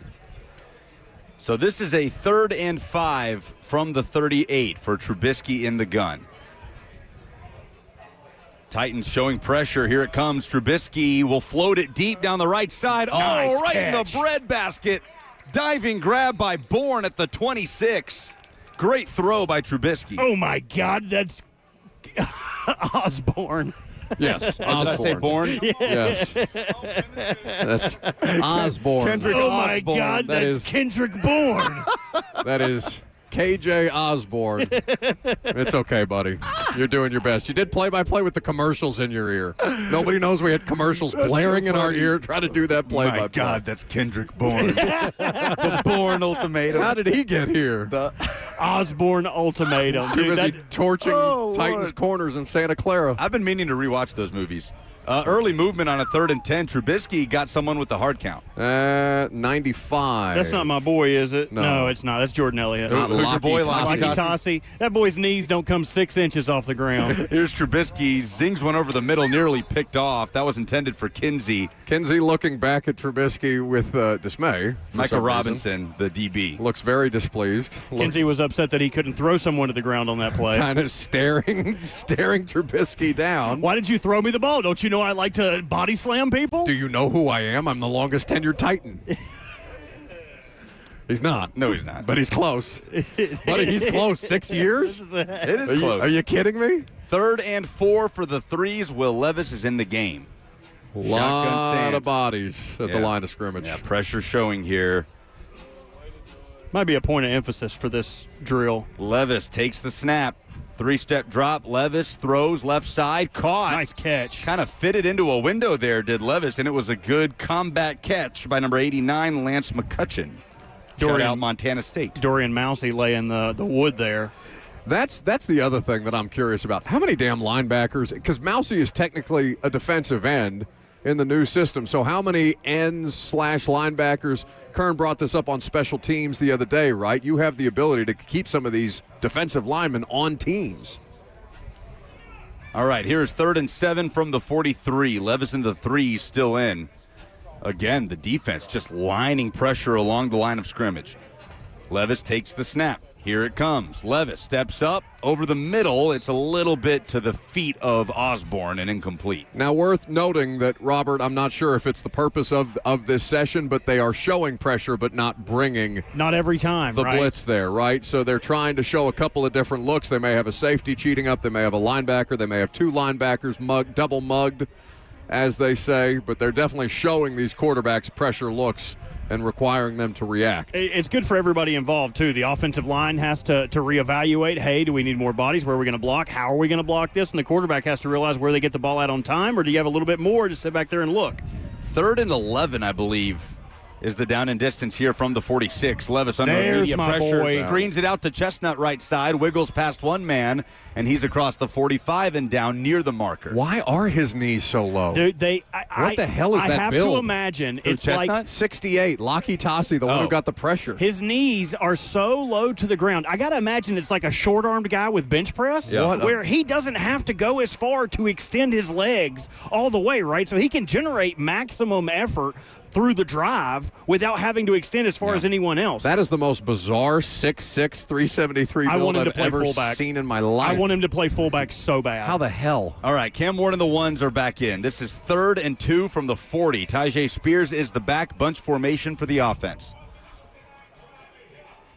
Ward takes the snap. He'll throw on 3rd and 2. Here comes Jeffrey Simmons down the middle. Hey. Ward escapes to the right. Would have been a sack. He completes it short right side to Ridley, but who would that have been with the sack? That is Jones. Truman Jones was there. Jermaine Johnson was screaming off the left side around Dan Moore as well. I don't know if he would have had a half a sack in that situation, but the pressure definitely got home. I'll give Jeff props there. Hands underneath the face mask. Definitely could have been an opportunity for him to be upset about something. Let it roll off his back. The play continues. Collapsed the pocket from the interior, too.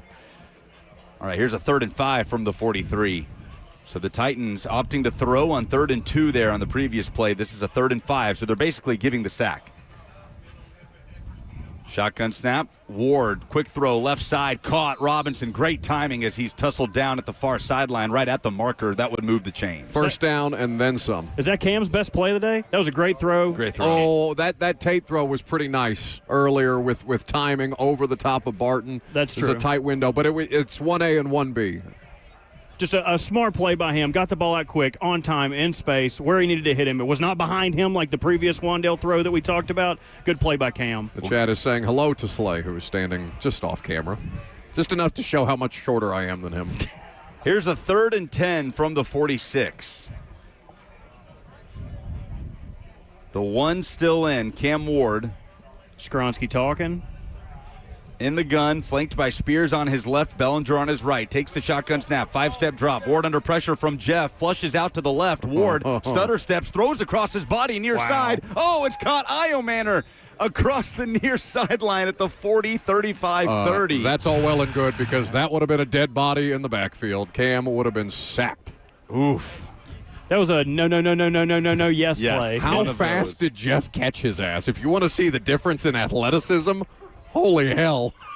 Yeah, he probably does close in on him. Probably. In game action. Lucas, that's a dead body. And I honestly don't think that's an O-line loss. I didn't watch it as closely. No, they held up really well. They gave him time to do They something did. with the ball. They did. He wasn't engulfed as soon as it hit his No, hand. I wouldn't say that Jeff, overran them. They held up well. It was at least 3.5 seconds, it felt like. Yep.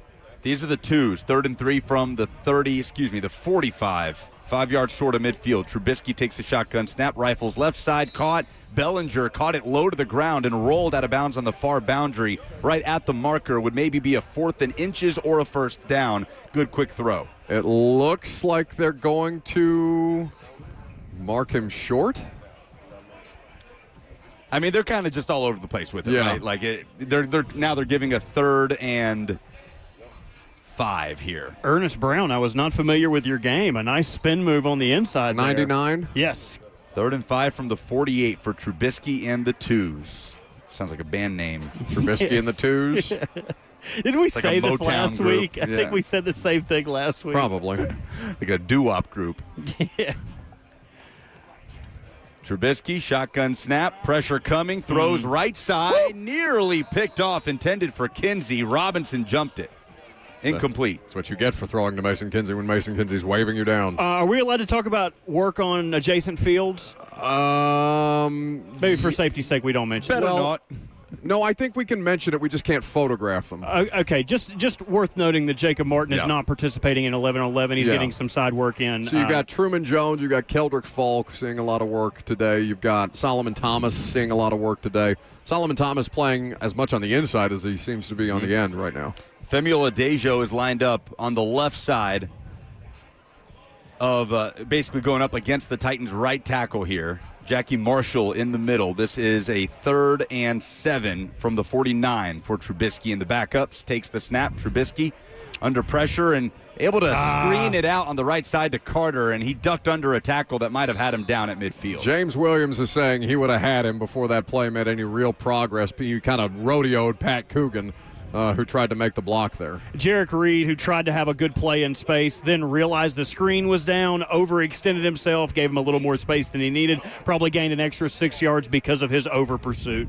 Looks like we have Will Levis in the threes, which is a less sexy band name. Yeah, it doesn't That's the have opener. You have to have the alliteration. They'll spread. Will Levis and the leftovers. Oh, that's Levis and the leftovers. Come on. No, that's it. Sala said no.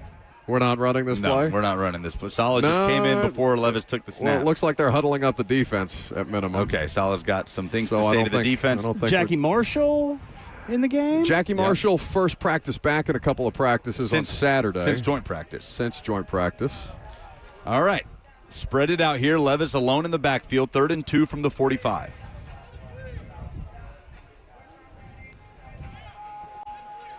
Levis barks out a couple orders. Takes the shotgun snap.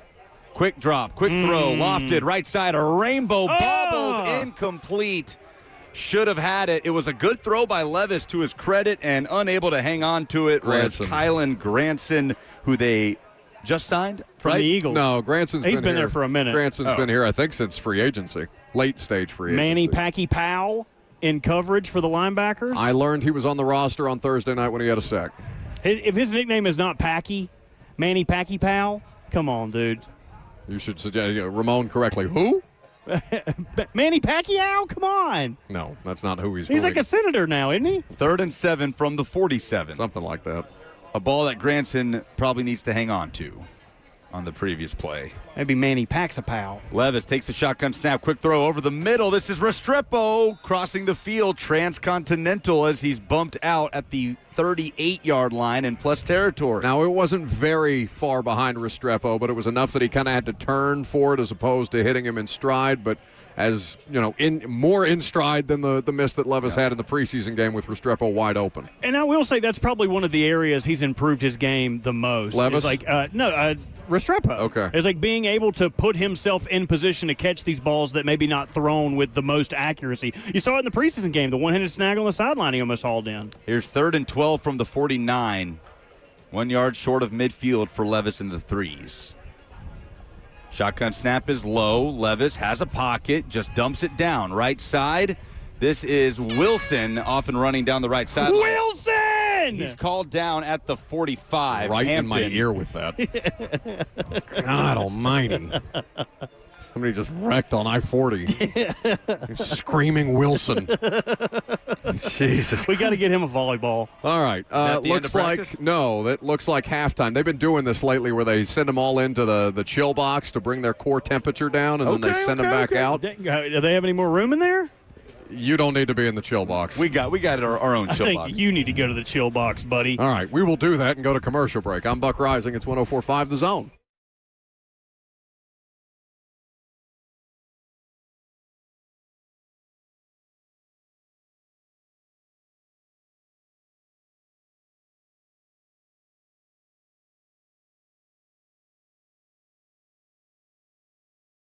It's hot as hell outside, and there's nothing worse than the idea that your AC could go out at this hottest time of year. Hiller Plumbing, Heating, and Cooling is here to make sure that you never experience any dip, because the last thing that you want is the kind of cost that you don't know what comes when you get a technician to come visit you. Hiller Plumbing, Heat, and Cooling will always treat you with honesty and make sure that the price you see is the price that you actually pay, instead of worrying about all manner of different upcharges or things after the fact when you get your bill. No surprises. They're going to solve your problems quickly. 100% satisfaction guaranteed of happy you'll be, or the service is free. That's why they're Happy Hiller. That's why they've been in business for over 35 years.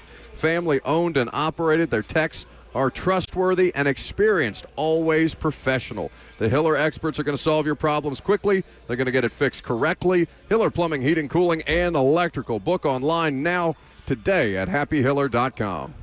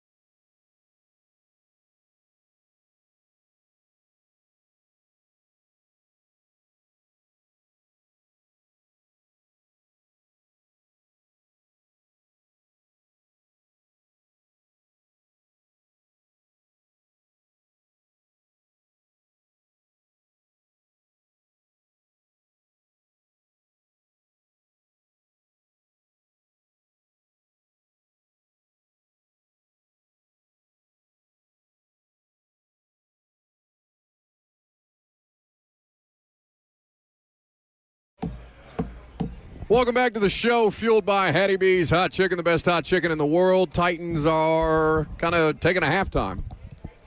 They've been doing this the last couple of practices because it's hot as holy hell out here. Orange slices time. Orange slices, so they've got something called the chill box. I don't know if that's like a giant cryotherapy chamber, if they're not obviously disrobing to jump in the cold tub. So I'm not sure what the nature of a chill box. I think it's just a cool room. See, I feel like that would make it worse. Like, the worst thing you could possibly do is you're outside in the heat all day, and then you get to go into the AC to eat your lunch or whatever, and you come back out in the heat, and it's like, oh, I have to get reacclimated to this all over again. Well, that's what halftime is, isn't I'm it? not saying they're wrong. I'm just saying I would hate this. When it comes to things of the body and physical management, I trust I him. am not going to dismiss anything that Robert Saleh does. Well, I mean, they're going to have to do He was this. a part of the electrical substation cover-up in San Famously, Francisco. yes, he's been covering up for years the electrical substation. I'm just saying I He's would on the hate substation's payroll. Also, do you see these black flames? Yeah, what's happening? Or black smoke? Oh. There in the background? That's a fire. That's a fire. for sure. That's a big boy fire. It is. Now, we see no flames, but we see billowing black smoke, not anywhere close to the practice. Very far from the facility, it should Yeah. be said. It is on the horizon. Is there a new pope? No, a new pope would be white smoke. Oh, is there a new mayor? What, dude? Well, I'm sure many of Nashville would like there to be a new mayor. I saw Freddie walking around Germantown the other day. I don't know what he was doing. That's the result. No new mayor. So we go back to the conclave. Hope it's all okay. over Okay, there. well, if you are in the North Nashville area, seek shelter around. No, don't say that. You can't say that. Everything's fine. I would say. Unless this is your house, then I you would should say not seek shelter. ballpark Trinity Lane. God, I hope everything's okay. Trinity over there. Lane area. Trinity Lane. No, that's Hell, what are further you east. talking about? Trinity Lane that way. Trinity, Did that's you in not East listen to us? Nashville. As the crow flies. That's not East Nashville. What are you talking about? Trinity is in East Nashville. No, Trinity Lane runs across East Nashville to East Nashville. Yes, I think it's. No, Buchanan is that way, Kirby. Buchanan's where I live. Know. We don't know anything. Okay, north of the Titans practice facility, head on a swivel. Robert You're north of Stafford Metro Center. in the chat says, just tuned in and there's a fire. No. An alleged fire. No. There's. Well, I mean, it's like I did a game where the field caught on fire at Nissan Stadium. What was that, Titans Colts a couple years ago? They went to retire McNair and Eddie George's uniforms, and the damn field caught on fire. So as the crow flies, I'm just saying what goes over directly. Elizabeth Park, Fisk. No. That's what it says, That's the wrong way. I'm showing Fisk you. and Elizabeth Park are that way. It's this Kirby, way. do not tell me about my neighborhood where I live. It is that way. You're right. You're right. I'm wrong. That is northwest. White's Creek. That is, It is White's northwest. Okay, Creek. White's Creek. Very good. We figured it out. If you are in the White's Creek. Dude, that's a lot of smoke. That is a lot of smoke, especially for the distance that is away. I'm sure it'll start to smell over here after a while. It's already starting. All right, so halftime over. All right. Looks like we're getting ready to have 1v1s again. Everybody's core temperature has been sufficiently lowered, it would seem. And we will get you updated on practice as we continue. Players that are going to speak at the podium today, so you may hear some of. Remember, Peter Skoronski is going to be up here with us after practice concludes. Practice will finish up at 12:15 today. We will also carry Robert Saleh's press conference at 12:15 or thereabouts. I have a question submission for Okay. Peter Skoronski. Yes. What actually makes you mad? He's a very affable guy. He's so even-keeled. Which, you know what's even more messed up? Jeff Simmons told us that Pete will ask Jeff to come to his side so Pete can get work against Jeffrey, which sounds like Smart. the worst thing in the world. Yeah, no, it's Best on best. It's good. But, like, I don't think of Peter being like, yeah, Jeff, I'll take you. I also, if you want to ask him this, what's the craziest piece of trash talk someone has ever said to you to try to knock you off kilter? Oh. Because you've got to shake guys like that's cages. You don't but I have feel to. like You don't have to give names. his cage is unshakable. It wouldn't be FCC safe. Well, he that's could, okay. We could bleep it in post. He can just make Kroll sweat. Yeah, he's got a. Oh no, we're not doing 1v1s. We're doing a little Joey Sly work. So Joey Sly, after not acquitting himself very well in the Friday stadium practice, went 11 of 11 Yeah, he was not good. They immediately started working out like 5 kickers. Young Wei Koo was almost a Titan. Which is the second time they've done that, I believe. I think they've already brought in kickers at one point. Yeah, they did it right after Sly at the stadium practice, and they did it again when we were in San Francisco. He's stiff-arming him with that giant bicep. So he went 11 of 11. He was 7 of 7 in the joint practice against San Fran, and then 4 of 4, obviously. He was the hero of the 19 to 13 win.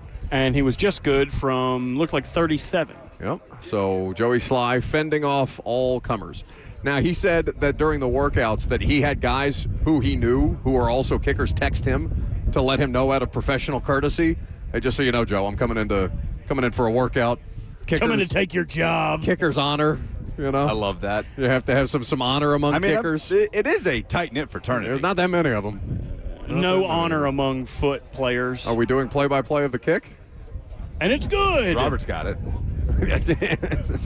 Another sub 40-yard kick he nails.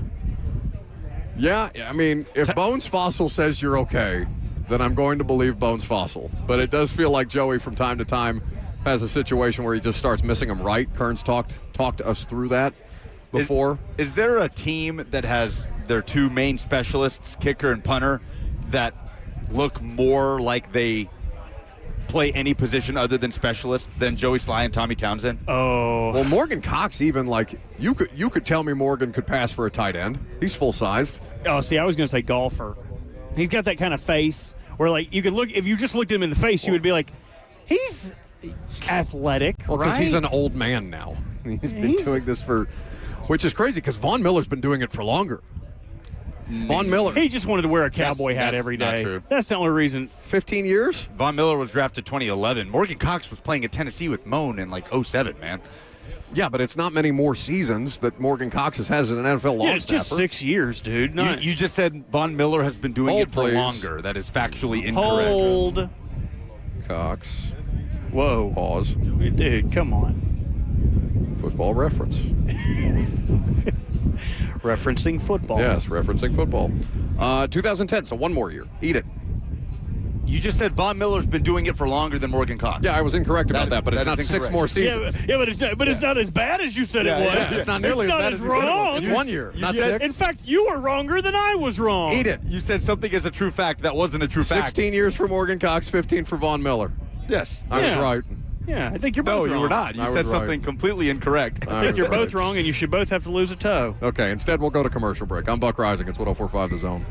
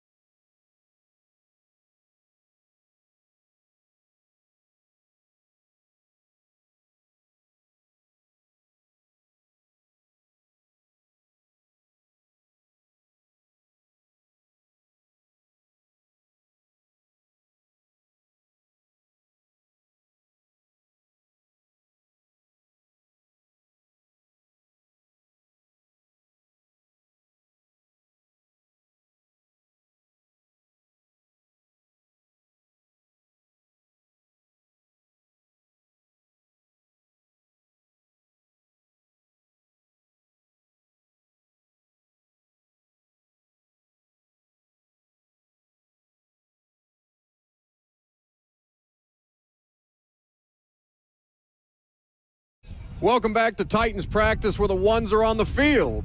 Cam Ward complete too. Daniel Bellinger on a quick out to the right side for a pickup of, 6 or 7 on the play? Little recap of what you missed when the ones came back. 2 passes to Tajay Spears, both out of the backfield. Came back, Jeffrey Simmons sack, beat Austin Schlottman on it. Next play, Carnell Tate, little crosser, nice play to him, and then the Bellinger catch on the sideline. So the vast majority of the ones on that team, 11 on 11, took place during the commercial break. We now have Mitch Trubisky and the twos back for an encore performance. All right, so we'll see if they give them the opportunity to build a drive, right, and march down the field. They haven't yet today. They're kind of just resetting with whatever down and distance situation they want to throw at them. So here's a 1st and 10 for the twos. Starting from their own 30-yard line, Trubisky in the gun. 4 down linemen. Trubisky takes the snap. Rush coming up the middle. Throws deep left side. Ooh. Tried to thread one into Restrepo running into the opponent's 40, and it falls incomplete. On the coverage was one yellow jersey who does not have a number, and Joshua Williams. Williams. That's right, and Jarek Reed. You had Kendrick, not Kendrick Bourne. I keep wanting to call him Kendrick Bourne. Oh my God, that's Kendrick Bourne. Kendall Brooks. Yeah, Kendall screaming. Brooks screaming in there, and a nice pickup in pass protection by Michael Carter. Again, maybe he gets pushed back a little bit, but at least didn't get bowled over the way that Nick Singleton did in the preseason game. Even if you die in pass pro, that's a win. 2nd and 10 from the 30. Trubisky under pressure, spins out of it. That is a sack. Mitch on the run tries to loft one up to Restrepo down the left side, incomplete, broken up by Eric Hallett. How many defensive wins can the defense get on one play? Yeah, and they are calling it a sack. They're backing it up, stepping it off to make it a 3rd and long from the 24, loss of 6. Truman Jones with a sack there. That would be defense 3, offense 0 after that one play. You know who's worth keeping an eye on just as far as this nickel competition goes? Eric Hallett. Eric Hallett is not a player that we've talked a lot about just because I think Marcus Harris is their preference. But Marcus Harris did not acquit himself overwhelmingly well in the preseason game. He's had up and down performances at practice. 3rd and 16 from the 24. We'll see if a surrender run is what comes from the twos here. Michael Carter in the backfield. Trubisky's going to throw. Quick drop, dumps it down. Screen to Carter across the 25 where he is bumped by Robinson and does not get back to the original line of scrimmage. Not a surrender run, but a surrender screen. And who was right there? Truman Jones again. A lot of time around the ball. Had a sack on that last play, as Robert pointed out. Very active through these last couple of practices, especially in the absence of guys like Jacob Martin, who is continuing to rehab his knee situation. I like his hands. His hands look really good and individual. He's strong at the point of attack. A good guy to have his depth. So they're going to run it back and just reset 1st and 10 from the 30 for the twos. Trubisky under center for the first time on this drive. Handoff. Nice hold. Chestnut.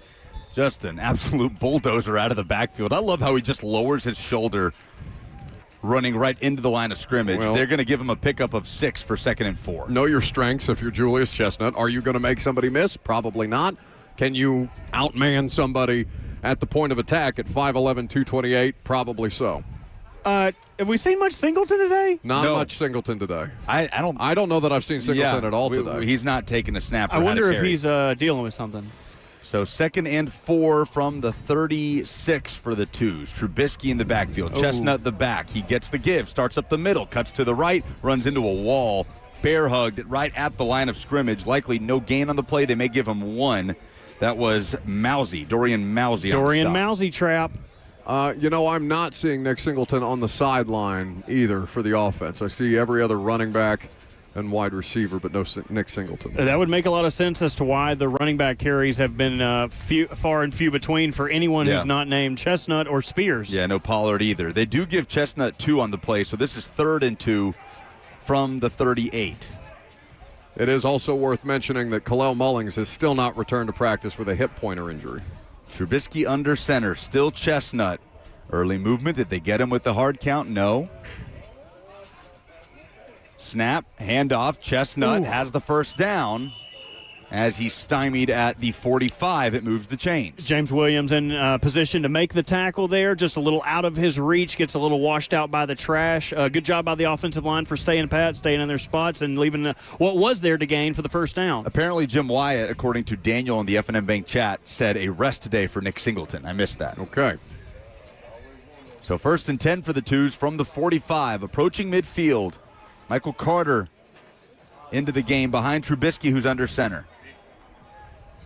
4 down linemen defensively. Trubisky pointing out traffic with his left hand, takes the snap, handoff up the middle. Carter, he jukes behind right guard and ends up at the 50 where he's rolled over. And it's a pickup of, they give him 4, spotted on the 49, 2nd and 6. Looked like, is that Granson, who had a good block on 93 Malik Herring to kind of make that possible, to give him an opportunity to try and get second level there. All right, my boy's in. Lockie Tassi. Also, for all the amateur firefighters in the audience, the smoke has subsided over the hills. Oh, still looks a little, there's a little residue. It's dwindled. It's heading our way, it seems. All right, 15-13 left in the period. This is 2nd and 6 from the 49 for the Twos with Trubisky under center. No scoring plays yet in team drills, but this looks to be the first time they're actually letting them advance the ball, right, and continue a drive. Yeah, they haven't done any red zone today either. Yeah, Trubisky, play action. Is going to throw deep. Ball fluttering down the left side for DK. It's broken up by Robinson. Do you want me to move your water bottle? Yeah, I knocked it over on my laptop. Did that get tipped on the way up? Because it kind of was going almost end to end at one point. I didn't see the other side. I was watching downfield.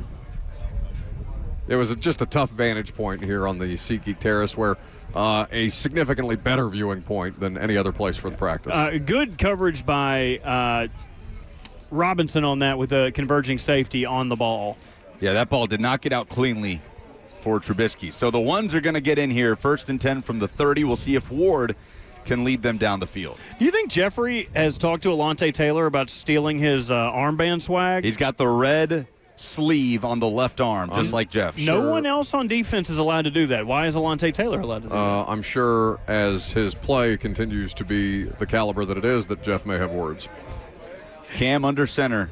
Takes the snap. Play action to Spears. Cam steps up in the pocket. Rainbows one over the middle looking for Robinson. It's a touch overthrown. It was good coverage on Robinson by Marcus Harris. You also had Jermaine Johnson getting in his face there, again off the left side. It's been pretty consistent, Jermaine Johnson versus Dan Moore. A touch might be a little generous. That might have been 5 yards overthrown, especially to Wandale, a shorter target. You've really got to put those on the money, and that's where you see the no pun intended, the short-sightedness of him as a player. If you're going to use him, balls have to be accurate, and they have to be placed properly.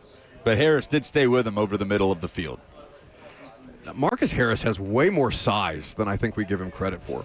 Dude's built like a linebacker. Which is probably why they like him in the nickel competition.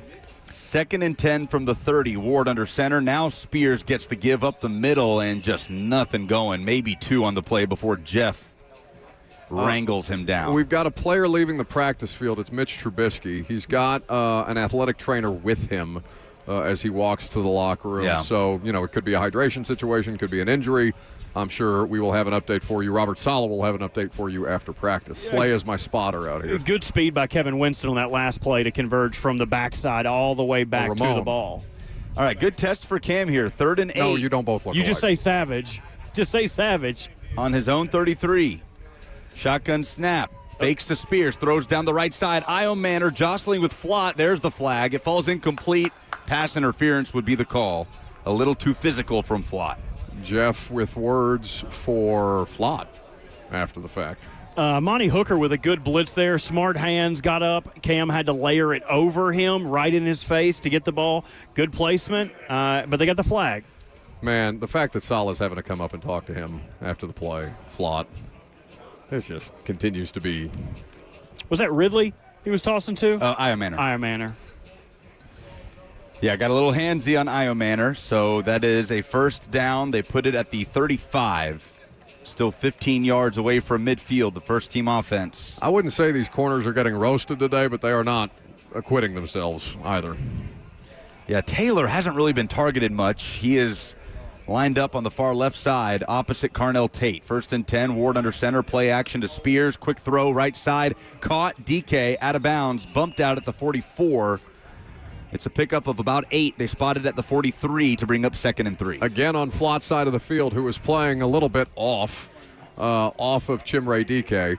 So I'm not sure if that was designed to give him cushion there. That was the call. Flanagan getting messages from the sideline. This is nitpicky, but a lot of double catching going on today. Not a lot of strong hands and initial catch power by these wide receivers and tight ends. We'll see if we get power out of the backfield from Spears on 2nd and 2 from the 43. The give up the middle. Spears threw an arm tackle attempt by Hooker and through the line to gain. Stopped right at the 48. It's a first down.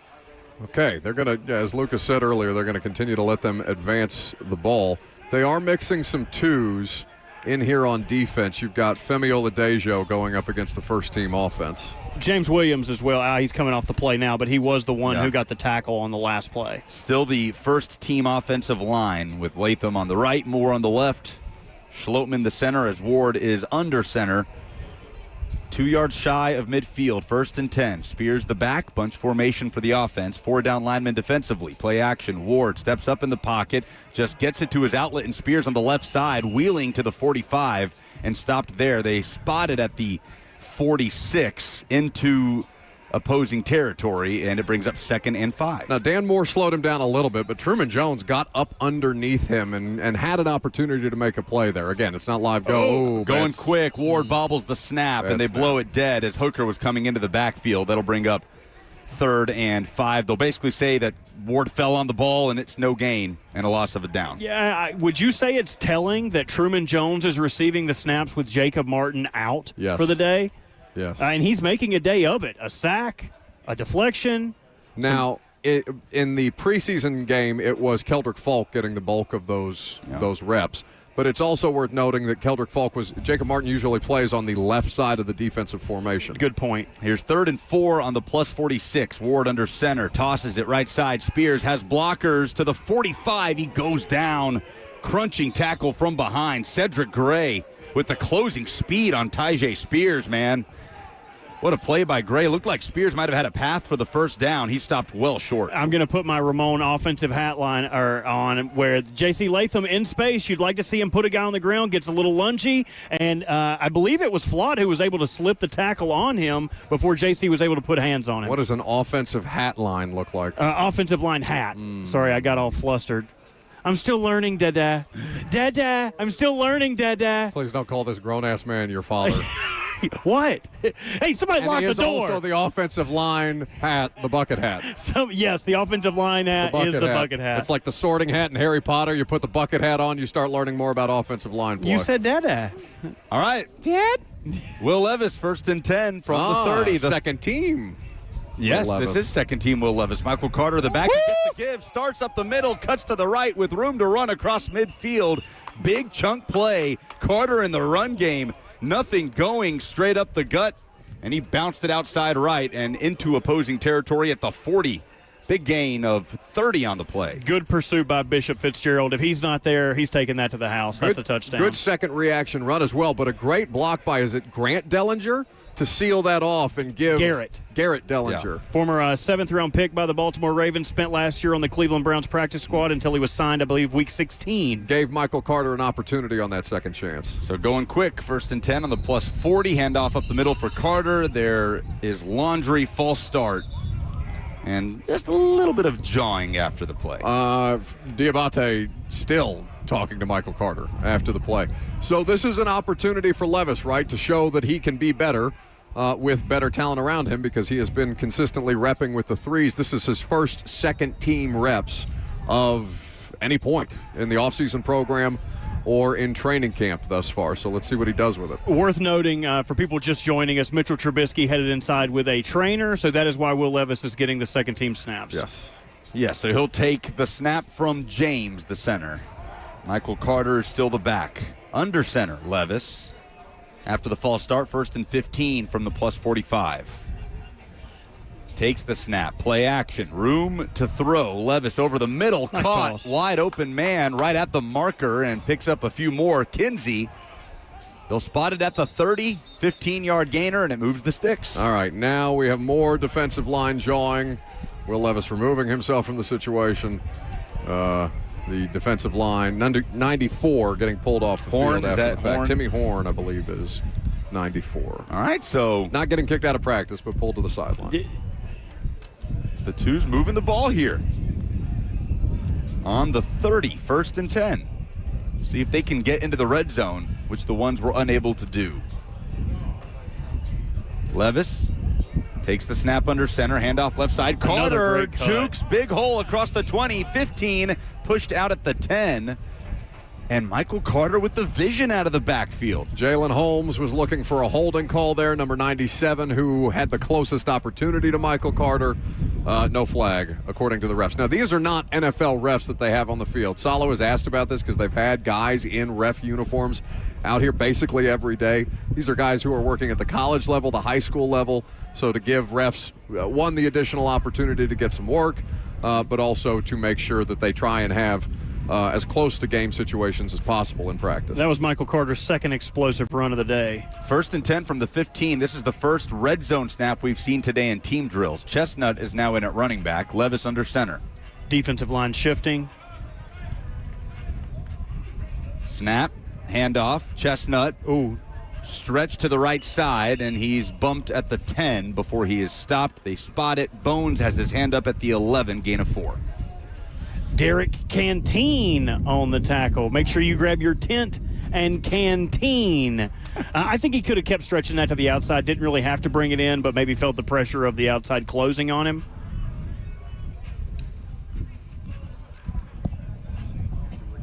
Here is a second down, 2nd and 6, maybe 7 for the twos from the 11. Handoff straight up the middle. Chestnut rolled over at the 5.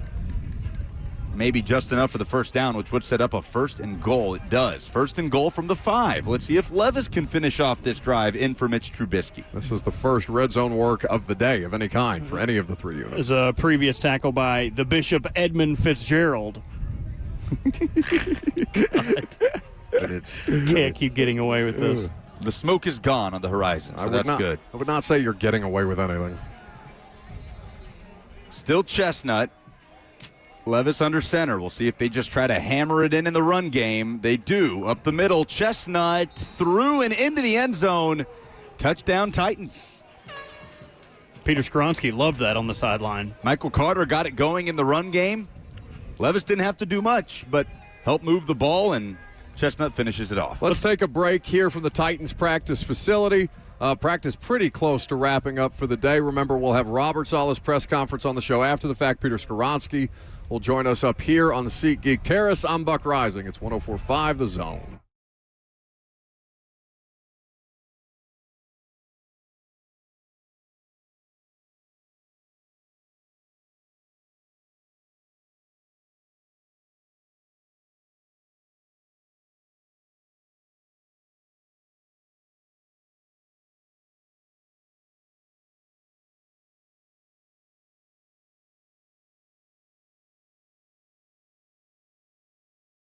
A day at the spa, the perfect gift for birthdays, anniversaries, or any occasion. Lavish and luxurious, yet affordable. A grand gesture, yet simple for you. The gift card from A Moment's Peace. Give her the gift she won't buy herself. An escape, a bit of luxury. Something special that shows more than just words. A gift from A Moment's Peace Salon and Day Spa in Cool Springs across I-65 from Galleria Mall. Call 615-224-0770 or go online at amomentspeace.com anytime.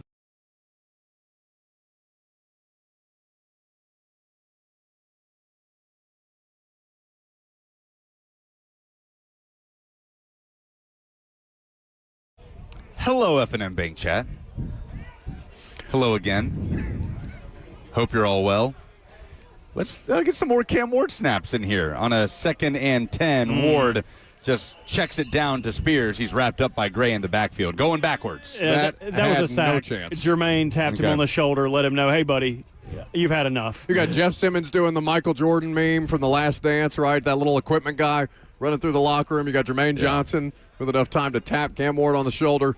This has been a defensive front day. Yeah. Keldrick Falk had good pressure on that first play that we did not get to call before Kroll flipped back over to us in the F&M Bank The show. little toss to Spears. Both plays going to Spears. This would technically be 3rd down and forever, maybe about 14. 14. 3rd and 14.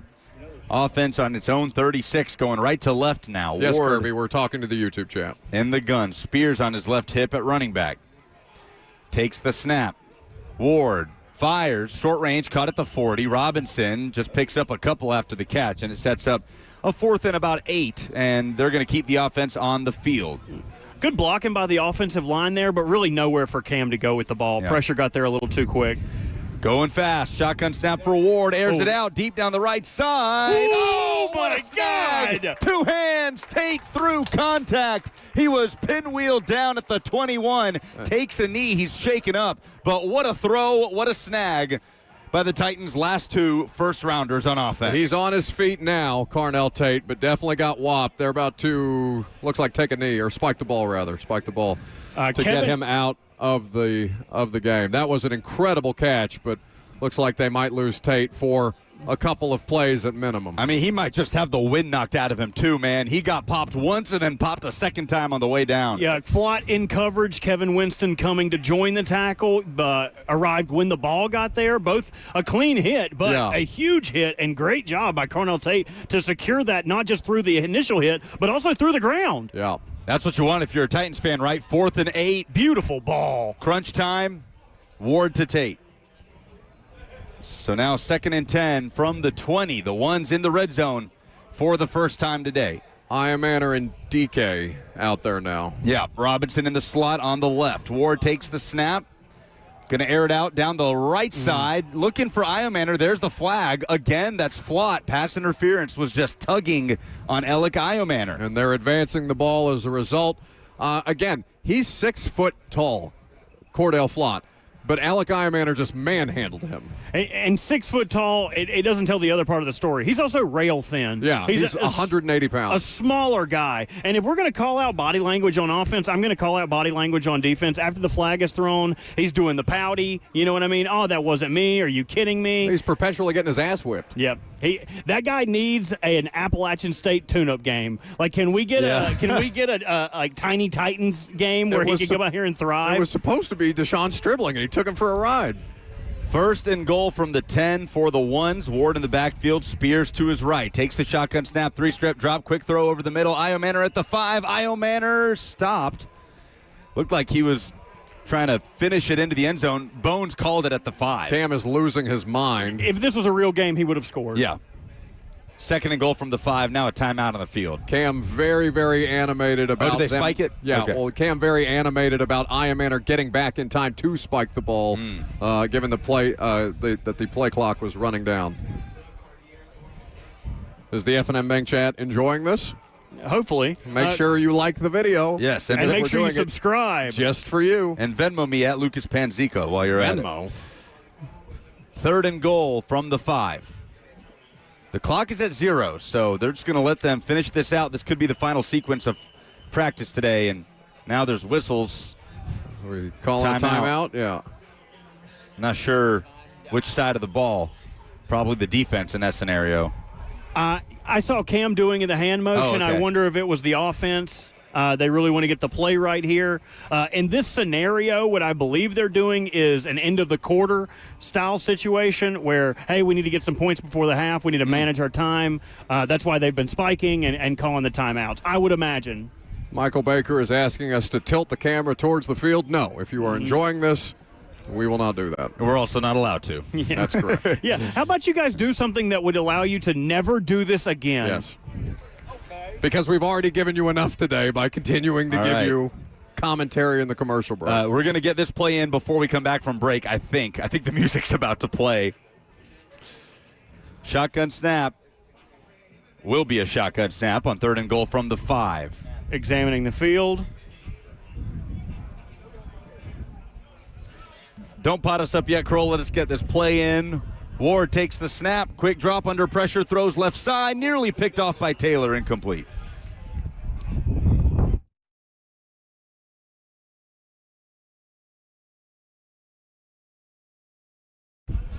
Welcome back to the show, fueled by Hattie B's Hot Chicken, the best hot chicken in the world. If you were listening through the commercial break, you got play-by-play of Cam Ward and the work with the ones. A not successful drive. They did make it to the red zone, but were not able to capitalize. Cam Ward almost intercepted by Alontae Taylor out of Alontae Taylor's reach. So we will resume with Will Levis and the twos working the opposite direction. Yeah, I think it's also worth mentioning that I believe if it was a real live game, Alec would have scored on where they took him back to the 5. I think they just wanted to work a little bit more under the time constraints. Had him on a crossing pattern. They're clearly trying to execute no huddle. Okay, so the twos are back out with Levis. Again, Trubisky went into the facility with a trainer. So it is Levis, 1st and 10 from the 40, quick throw left side. Osborne bumped out of bounds after a gain of 6. That's a player who needs to make as much headway as humanly possible. We haven't talked a lot about KJ Osborne, and they have, I mean, it's not a problem necessarily, but they have numbers at wide receiver that makes the presence of KJ Osborne, who would be a 3 or a 4 on any team with quality receivers. He's vying for a 4th or a 5th spot right now. I honestly don't think they keep more than 5 wide receivers, which I'm sure would surprise the audience. It would also be a good problem to have. Like having a receiver like KJ Osborne on your practice squad, if they're able to get him through waivers and attrition doesn't hit the position too hard, that would be a good spot to be in because he could be a backup punt returner. You could activate him off of the practice squad, and if necessity comes to call, then you could bring him up to the active roster. Surely this will be the last drive of practice. Running a little bit over. I don't know, man. They've had long practices these last couple of days. I think they got started a little bit later than they normally do. It was 2.5 hours on Saturday. 2nd and 4 from the 46. Levis takes the snap, checks it down, and it's good for a 1st down. Granson runs into contact with Hill at the plus 48. It moves the sticks. And Eric Mallet Hallett out there assisting. Eric the Mallet Hallett.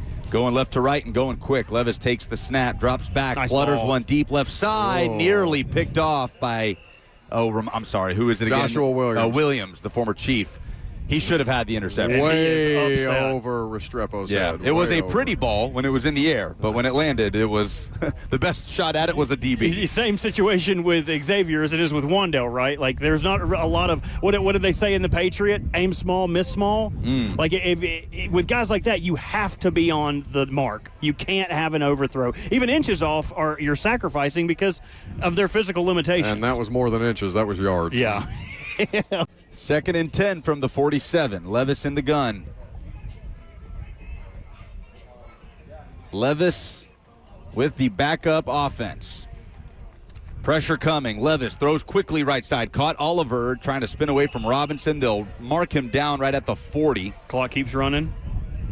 Malik Herring just grabbed a hold of Pat Coogan's face mask, shoved him. Good on Coogan not to react there. 3rd and 3. Worth noting, they switched centers on Levis. He had Andre James earlier. Now he has Pat Coogan. Yeah, the rookie out of IU snaps to Levis in the gun. Quick throw right side. Nice Oliver mosses a man at the 25, and they rule him down there. Robinson on the coverage. He was stuck to him, but Oliver kind of Tyrone Pro-throwed him a little bit. Caught it around the helmet. Tyrone Pro-throw. A good snap by Coogan, worth mentioning. Going fast. 1st and 10 from the 25. Levis looking right, dirts it. That's a very Levisian dirt, though. The way that he kind of like flicked it upside down a little bit. That was a weird looking. I would have loved it. I would have loved for him to put that ball in play, but really nowhere for him to go. The defense on the backside smothering the receivers, and pressure was coming in. 2nd and 10 from the 25. This wind is everything. It's winding. Wait for mommy. I hope the chat heard that. These children are running rampant up here. Yeah, we need shock collars. Or a trebuchet. What is that? A big catapult. Ooh. Like that kite kid? Yeah. Oh, God. Levis in the gun, takes the snap, looking left, pressure coming, sacked. I mean, he's going to run, but... Truman Jones' 2nd sack of the day. Yeah. Probably his 4th pressure. I mean, there were 2 or 3 guys. Late. Yeah. So that they'll back it up to the 33. What do you think a catapult cost? We could build one. Could we? We could build a trebuchet. Did you ever build a potato gun when you were growing up? I did too. I love that Cam Ward does not have to be involved in the play to be vocal, letting these referees hear it about maybe some handsy cornerback play. All right, this is 3rd and forever. 3rd and 23 here. Line to gain is the 15. So, actually, that's not. What's the math on that? They're snapping it from the 33. About 17, 18. Yeah, we'll call it 18. They can't see, buddy. It's okay. Yeah, we can just I lie can say to anything right now. Levis takes the snap, throws short right side, wide open, Chestnut underneath, sprints out of bounds inside the 25. It'll set up a 4th down. Just taking what is given there, and this will be 4th and 9, maybe 4th and 10, depending on where the spot is from the 25. Malik Herring cannot stop grabbing offensive lineman face masks. Who is 27? Is that 27? On defense? We do not have I think one. that's. Oh, it is. That's the new corner. Is it? That's the new corner. Okay. No, that's just Micah. That's Micah Robinson. No, Micah Robinson's 21. Yeah, but it looks like a 7. That's Micah Robinson. Gotcha. There's not a 27 on defense. Well, we didn't have to tell them that. Again. We'll just fix this all in post. 27. Just take it out. All of this McBoogly. is within control. 7 seconds left in the period. All right, this is 4th and 9 from the 24. They spread it out. Levis, shotgun snap. Only 2, no 3 rushers. Levis rolls left. Levis fires deep end zone, out of bounds. Nobody going to get that one. And no one was there. Basically threw it away at the back of the end zone on 4th down, and that will conclude practice for the day. All right. Offense loses. Defense wins by their score, 24-20. So we're going to have a bit of a tight window Where do you see situation here. They're keeping score. I'm not sure how they score things for the defense, but I assume stops, turnovers, obviously, things of that nature.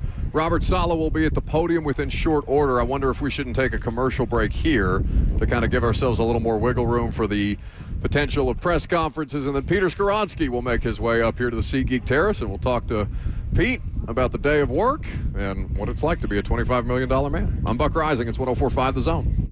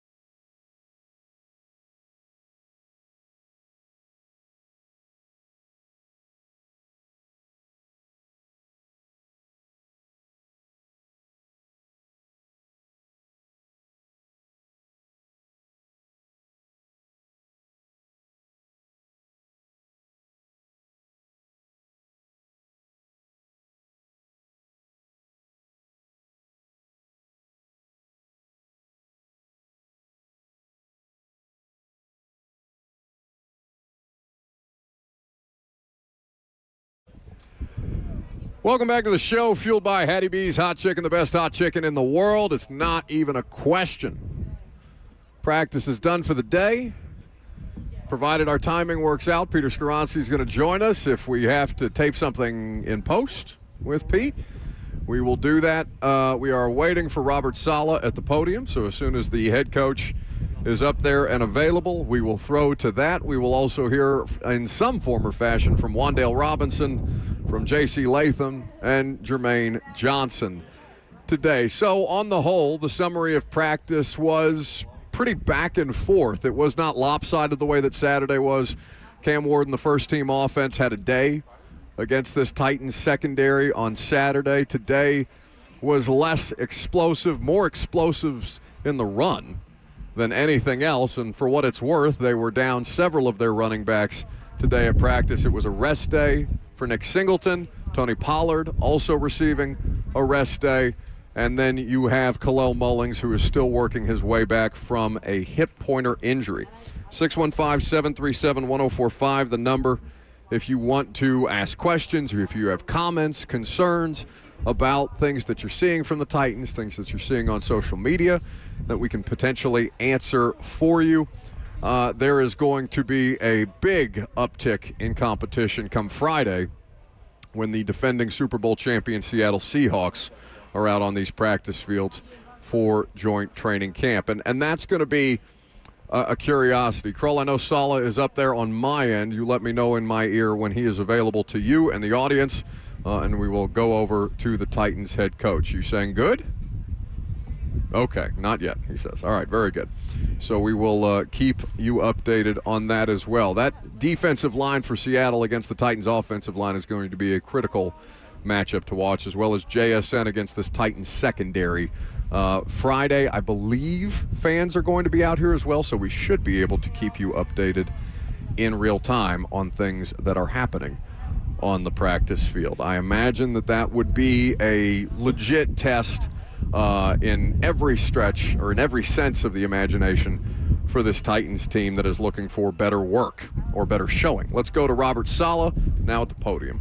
Let you guys know tomorrow. And then Tate, feel good about where he's at. Well, he's getting evaluated, but I think he just got a little bit dizzy. I don't think we're concerned about concussions or anything. When a guy like Carmona is where he is and he's working as much as he is against Jeff, how do you adjust the grading scale? Well, you know, Jeff is arguably the best in football, so this is about as good as it's going to get for him in terms of the competition level, but it doesn't matter. I mean, there's every week we're not playing an FCS opponent. You know, it's not Alabama versus FCS or Ohio State versus FCS. It's everyone is the best of the best of the best, so he's just got to show up every week, and it'll be exciting on Friday. You know, completely different techniques on Friday for him with the way Seattle plays their fronts, completely different body types, completely different movers, and so it'll be good for him. You'll start him again. Yeah, he'll probably have first dibs. A little challenge, I guess, the running back spot, and that gives other guys an opportunity behind them. Absolutely. So Michael Carter's been doing a really nice job. Obviously, Taj has been doing a really nice job too. But they're all showing up. Chestnut's been doing a really nice job in reserve. But hopefully, we get a couple of those guys back here Wednesday. But all of them have stepped up and absorbed the load. How do you feel about that Carmona Latham pairing, their ability to work together? It's good. You know, Carmona's a great communicator. He's very smart.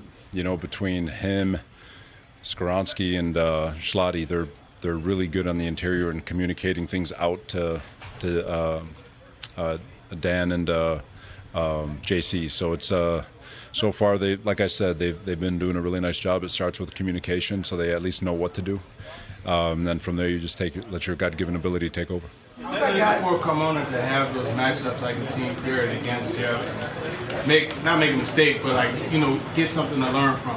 All of it. You know, like I just said, you know, he's going to get a new stimulus on Friday with new techniques, new bodies. Every week is going to be something new for him. So there's going to be a lot of peaks and valleys with all these young kids. They just got to keep out. If they go out there and fight and play as hard and strain as much as we ask them to strain, and communicate to the level that they need to communicate, you at least give yourself a chance. Is that a tough balancing act in the secondary? You want a certain amount of physicality, but you probably don't want Pippen going in hard to elevate it. Yeah, again, unfortunate. You want them to have a little bit of control going up there. It is a competitive period in 2 minutes, and they're trying to win. Thanks, dude. But you want him to be mindful of where he is on the football field and take care of his teammates for sure. What's the tape showing you, Robert, about JC as he's progressed through camp? You know, the one thing that he's done that I don't feel like we saw a year ago is the physicality at which he plays. You know, he's at a really good weight, so his foot speed is where we want it to be, and we felt like he was always strong enough. But you combine the foot speed with the physicality that he's playing with, and I mean, he's moving people. He's strapping people at the line of scrimmage. You know, the challenge for him is not to take his flowers. You know, right now, just stay on the grind, stay where he is, try to improve not only physically but mentally. And but he's tracking to have a really nice year. He's just got to stay the course. When you have guys who have missed a whole year, like Bolson, like even Levis, what is the hardest part for them to kind of get reacclimated into the technique and the timing of everyday work? You know, that'd probably be a question. You know, I'd like to think just a real life action in terms of like for the quarterback, like getting hit for the first time. Is healthy for him, you know, because everything speeds up on game day. You know, so it's just a matter of getting reps, getting yourself acclimated. But again, these guys are professionals. They've been playing football their entire lives, and I don't want to say it's like riding a bike, but at the same time, you know, we're heading into week 4 of training camp, and you know, they should be able to start picking up steam. Going back to JC, is that him making a conscious effort to be more physical, somebody challenging him? How does that? I think it's all encompassed. I think it's always in there. You know, when we evaluated him coming out of college, we felt like he was a big, strong, athletic, physical human being, and but it's all encompassing. You know, he's always been massive, and it's what we've talked about with JC when we got here, and I'm sure it's been a topic of discussion for him in the past, but he doesn't have a weight problem. He can look at a weight when he's working out. He'll go look at a bar and he'll gain 5 pounds of muscle. So it's more of like he's an elite person. He's got elite work ethic. He's just got to be very conscientious. He can get as big as he wants to get. It's just going to affect his foot speed. So there's a balance of understanding that he's already plenty strong enough. How much can he work to keep his weight at a spot where he doesn't lose his strength, but he gains a bunch of speed? You don't want him to go down too much where he gains a whole bunch of speed and loses power. And so right now he's at a sweet spot, and he's just got to be able to maintain that. Are the push-ups for who lost the day, and how do you determine it on a close? So yes, it's a good question. So every day at the end of in the second half of practice, we have a team comp. And so today's team comp was 2 minute end of game. Offense needed a touchdown. They didn't score in either one of those, so it goes to the defense. And sometimes it'll be a efficiency period where it's move the ball, and we're working off the NFL standard of efficiency, where first down, second down, third down, you know, you're winning and losing based on the down. Sometimes it's a third down period, whatever it is. And so whoever loses that day has to push-ups. They know that? They know going into the day. What's the scoreboard look like on that through 10 practices, and is there any kind of reward at the end of camp for offense, defense, who wins the most days? It's more pride. You know, it's a good question. I'll get the update from our chief of staff and get that to you. But you know, they do. There's several different things. You know, we do this. You know, we call it a King of Strain Award in each position group, and you know, the winner gets premier parking spots out there for the season. But there's little things. But these guys, you know, credit to the players. They've been working their tails off. I don't know what it's been in the past or anything, but today was a very, very physical, hot, steamy practice, and I thought our guys answered the bell. They worked from snap to whistle, from drill 1 to the last drill, and absolutely captured the day. So it was a really productive day, and hopefully we can do it again on Wednesday. I know Cam Ward had mentioned that the game has started to speed up for him, and I know things speed up on game day, but there were a couple times it looked like he progressed through too fast. Do you talk to him about like balancing that, or how do you go about coaching that? It's the same thing, you know. It's all reps. Like I said, on game day, things actually go faster, so it's a whole new stimulus, right? So it's good that we were able to get out there and get those reps. You know, hopefully it progresses into we got a whole new stimulus on Sunday night. It's Sunday Night Football. These kids haven't really had national exposure. You got the world champs coming into town, so there's a whole new stimulus that they've got to go to attack, and I think it's awesome. You can't expose a team, especially a young team like ours, to enough of this stuff as we continue to grow and develop to the team we want to be once the season hits. But for Cam, again, like everyone, it's reps. It's trusting in your technique. It's trusting in your fundamentals. It's trusting in your preparation and just going out and executing. How's Joshua Williams done? I know he's got the yellow non-contact jersey on, but that doesn't seem to be hindering him in terms of going out there being aggressive. Seems like he's maybe closing some of the gap that maybe was there at the start. Yeah, he's getting closer to full contact, and so there's moments where he's testing it, and he's at least being smart where he's not catching guys off guard. But I like him a lot, man. He's a big, long corner. He's physical at the line of scrimmage. He's very smart. He's instinctive. He's also a great special teams player. So he's definitely a NFL caliber corner. I know you've hired them and they're doing you a favor to a degree, that you talked about the officials yesterday, and you're not at risk of fine here. Would you like to make a statement about the inconsistencies on the PIs? Here? In practice? Yeah. You know what? Some of them I overrule. Some of them I keep. So a lot of times, even though it's a move the ball period, I might disregard a penalty just to keep the drive going. Because while it is move the ball, we're still trying to have simulate an 8-play drive. So we're at that part of camp where, I've always said forever that a player is capable of going 70 plays in a row if it's all 3 and outs. The hard part is when you hit an 8-play drive and then the other side of the ball goes 3 and out, and then you're out there for another 8-play drive. That's where you get taxed. But I have no issue with the officials here. They've been doing a great job. They give us the reports. They're not going to be 100%, but at least it's something we can all learn from. All set? Good. Appreciate you guys. Thank you. All right, so that's Robert Saleh at the podium.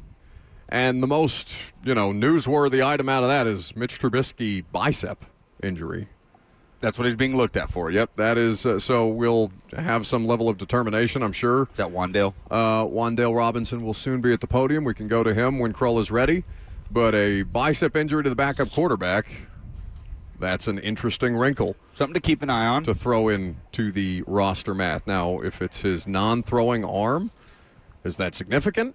I don't know. I've never had a bicep injury. It sounds particularly awful to have that muscle tear. But that is going to be something worth monitoring moving forward, because that obviously means that Will Levis elevates to a certain extent and makes Hendon Hooker more viable than he's ever been. Get some team drills in for Hendon, maybe. Let's go to Wan'Dale Robinson. He's picked up the offense really well. Just continue to be a pro each and every day, and I just think he's continued to get better. Just going against press and just doing a lot of different things than he may have been asked to do in college. So he's doing great, though. How much has he maybe been in your ear as a guy who knows Daboll's offense so well? He's pretty much asking me questions just about whatever route it may be, just about how to remember certain plays or anything like that. So just always trying to be into any type of resource that I can for him, being in this offense for quite a while. So when you look at Dabo from the history of slot guys, like Edelman, et cetera, yourself now, what are some of the things that you've really been able to pull from his experience to add to your game? I would say just learning all the different option routes. I would say in college I didn't get to run as many of them. I was going a lot down the field, and then just getting to the league and knowing how to change up different routes, making routes look the same, just being able to play off of those routes and being able to do a lot of different things. Learned, I guess, from not only the joint practice, but the preseason opener? I think from the joint, we just realized how good we can actually be, just figuring out just the little things and little details that we can hone in on, and the offense will be clicking from there. We get to go against these DBs every game. They call a little bit of flack. Last week, just from what you're seeing from them, what do they do well, and what are the places that you guys have had success kind of beating? Yeah, I mean, I think all of them can play a lot of different positions. I think obviously Alante's played in the slot, but now he's playing on the outside. And I go against Marcus quite a bit, and I think he's gotten better as camps went on. And Flott, I played against him for quite a while too, just being teammates. So I think they all do everything pretty much well, playing off, playing press. Just continue to just see different things from other teams and get honed in from there. 2 practices now since the preseason game. How do you feel like offensively you guys have taken what you did on your first couple of drives and then kind of elevated back out here? I think that was kind of the big thing. It was like, we saw what that first drive looked like, and just continue to try to be that offense each and every day and each and every period, no matter the play, just continue to try to have a positive play. You have the joint practices with guys like those. Is there something more, though, to having the Super Bowl champs come in? I definitely think everybody knows what that looks like, and I think we really get to see where our team stands at whenever you're going against the team that won the Super Bowl last year. So. Is that a good individual matchup for you with their secondary? Do you like that one? Oh yeah, I love competing anytime, and whenever it's against some of the better guys in the league, it's always fun. Very early on last year about how fast Cam gets the ball on you guys. You talk a little bit about the difference between the ball being on you fast and a fast ball being on you fast, and how maybe Cam's working on differentiating. Yeah, I'd say that getting up on you fast is more like you just made your break and the ball is just already right there. He just does a really good job of anticipating when he wants to throw the ball, and sometimes he throws the ball harder than he thinks he's throwing it, and so it's just us communicating with him like, hey, you can take a little bit off of it right here, and obviously, we want to get run after catch more, so we don't want to worry too much about, hey, we got to worry about the catch, and I want to really run through the ball and be able to get yak for him. So, a couple of those in San Francisco were pretty hot. Yeah. I imagine there's a degree like eating wings that's too hot. Oh yeah. We talked about it, and think that's part of it. Just him this first game, and getting jitters out and stuff like that. So I'm not worried about him at all, though. What are you have such a good relationship with him that you built early on. What are you in his ear most about? It just depends on the day. I feel like it's a little bit of everything. Whether it's just talking about different routes, talking about different throws, being in a different spot here, just a little bit of everything. So just always want to be friendly for him and just being in the right spots. Have you seen him take some of what you said and translate it out here? Oh, yeah, for sure. Yeah, no doubt. I say there's definitely been some passes that we may have had early in camp that he just wanted to zip it on in there. I'm like, hey, you can take some off of it, and but no, it's been great. So. Any other questions? Good stuff. We appreciate you. Thanks, you guys. Thank you all. All right, that is Titans wide receiver Wan'Dale Robinson. Oh, is that the new music? I haven't heard the new press conference music. Is it good? Hey, everybody shut up. Kroll, throw it back to it if you got it. Let's hear that music. Dadgummit.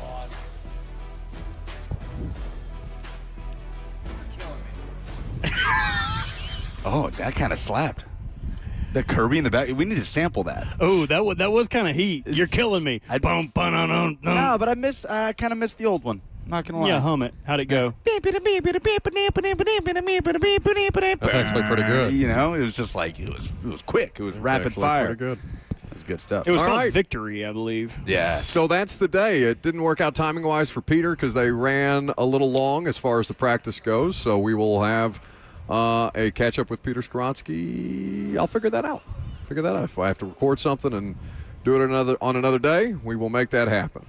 Because I do think the audience would look forward to hearing from him. He has been on the field for a while now. He was initially working with the offensive lineman. He was giving Carmona tips over here. Then he went and talked to Robert, you are correct, but David Bakhtiari looks a lot different than even like the last time I saw him 2 months ago.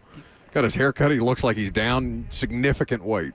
He's looking good. The former Packers left tackle who is local here, him and his family all live here, as a matter of fact. And so I guess he was taking in some Titans practice today when Skoronski went over there and got some tips from the former Pro Bowl left tackle. And now he's over there on the practice field talking to Carmona and Jeff Simmons. And Jeff Simmons is giving him additional pointers on how he beat Carmona's ass today.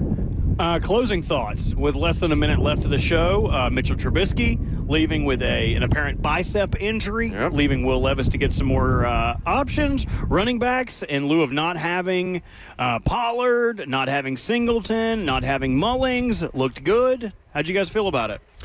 I felt it was pretty back and forth. It was far more balanced as practice goes.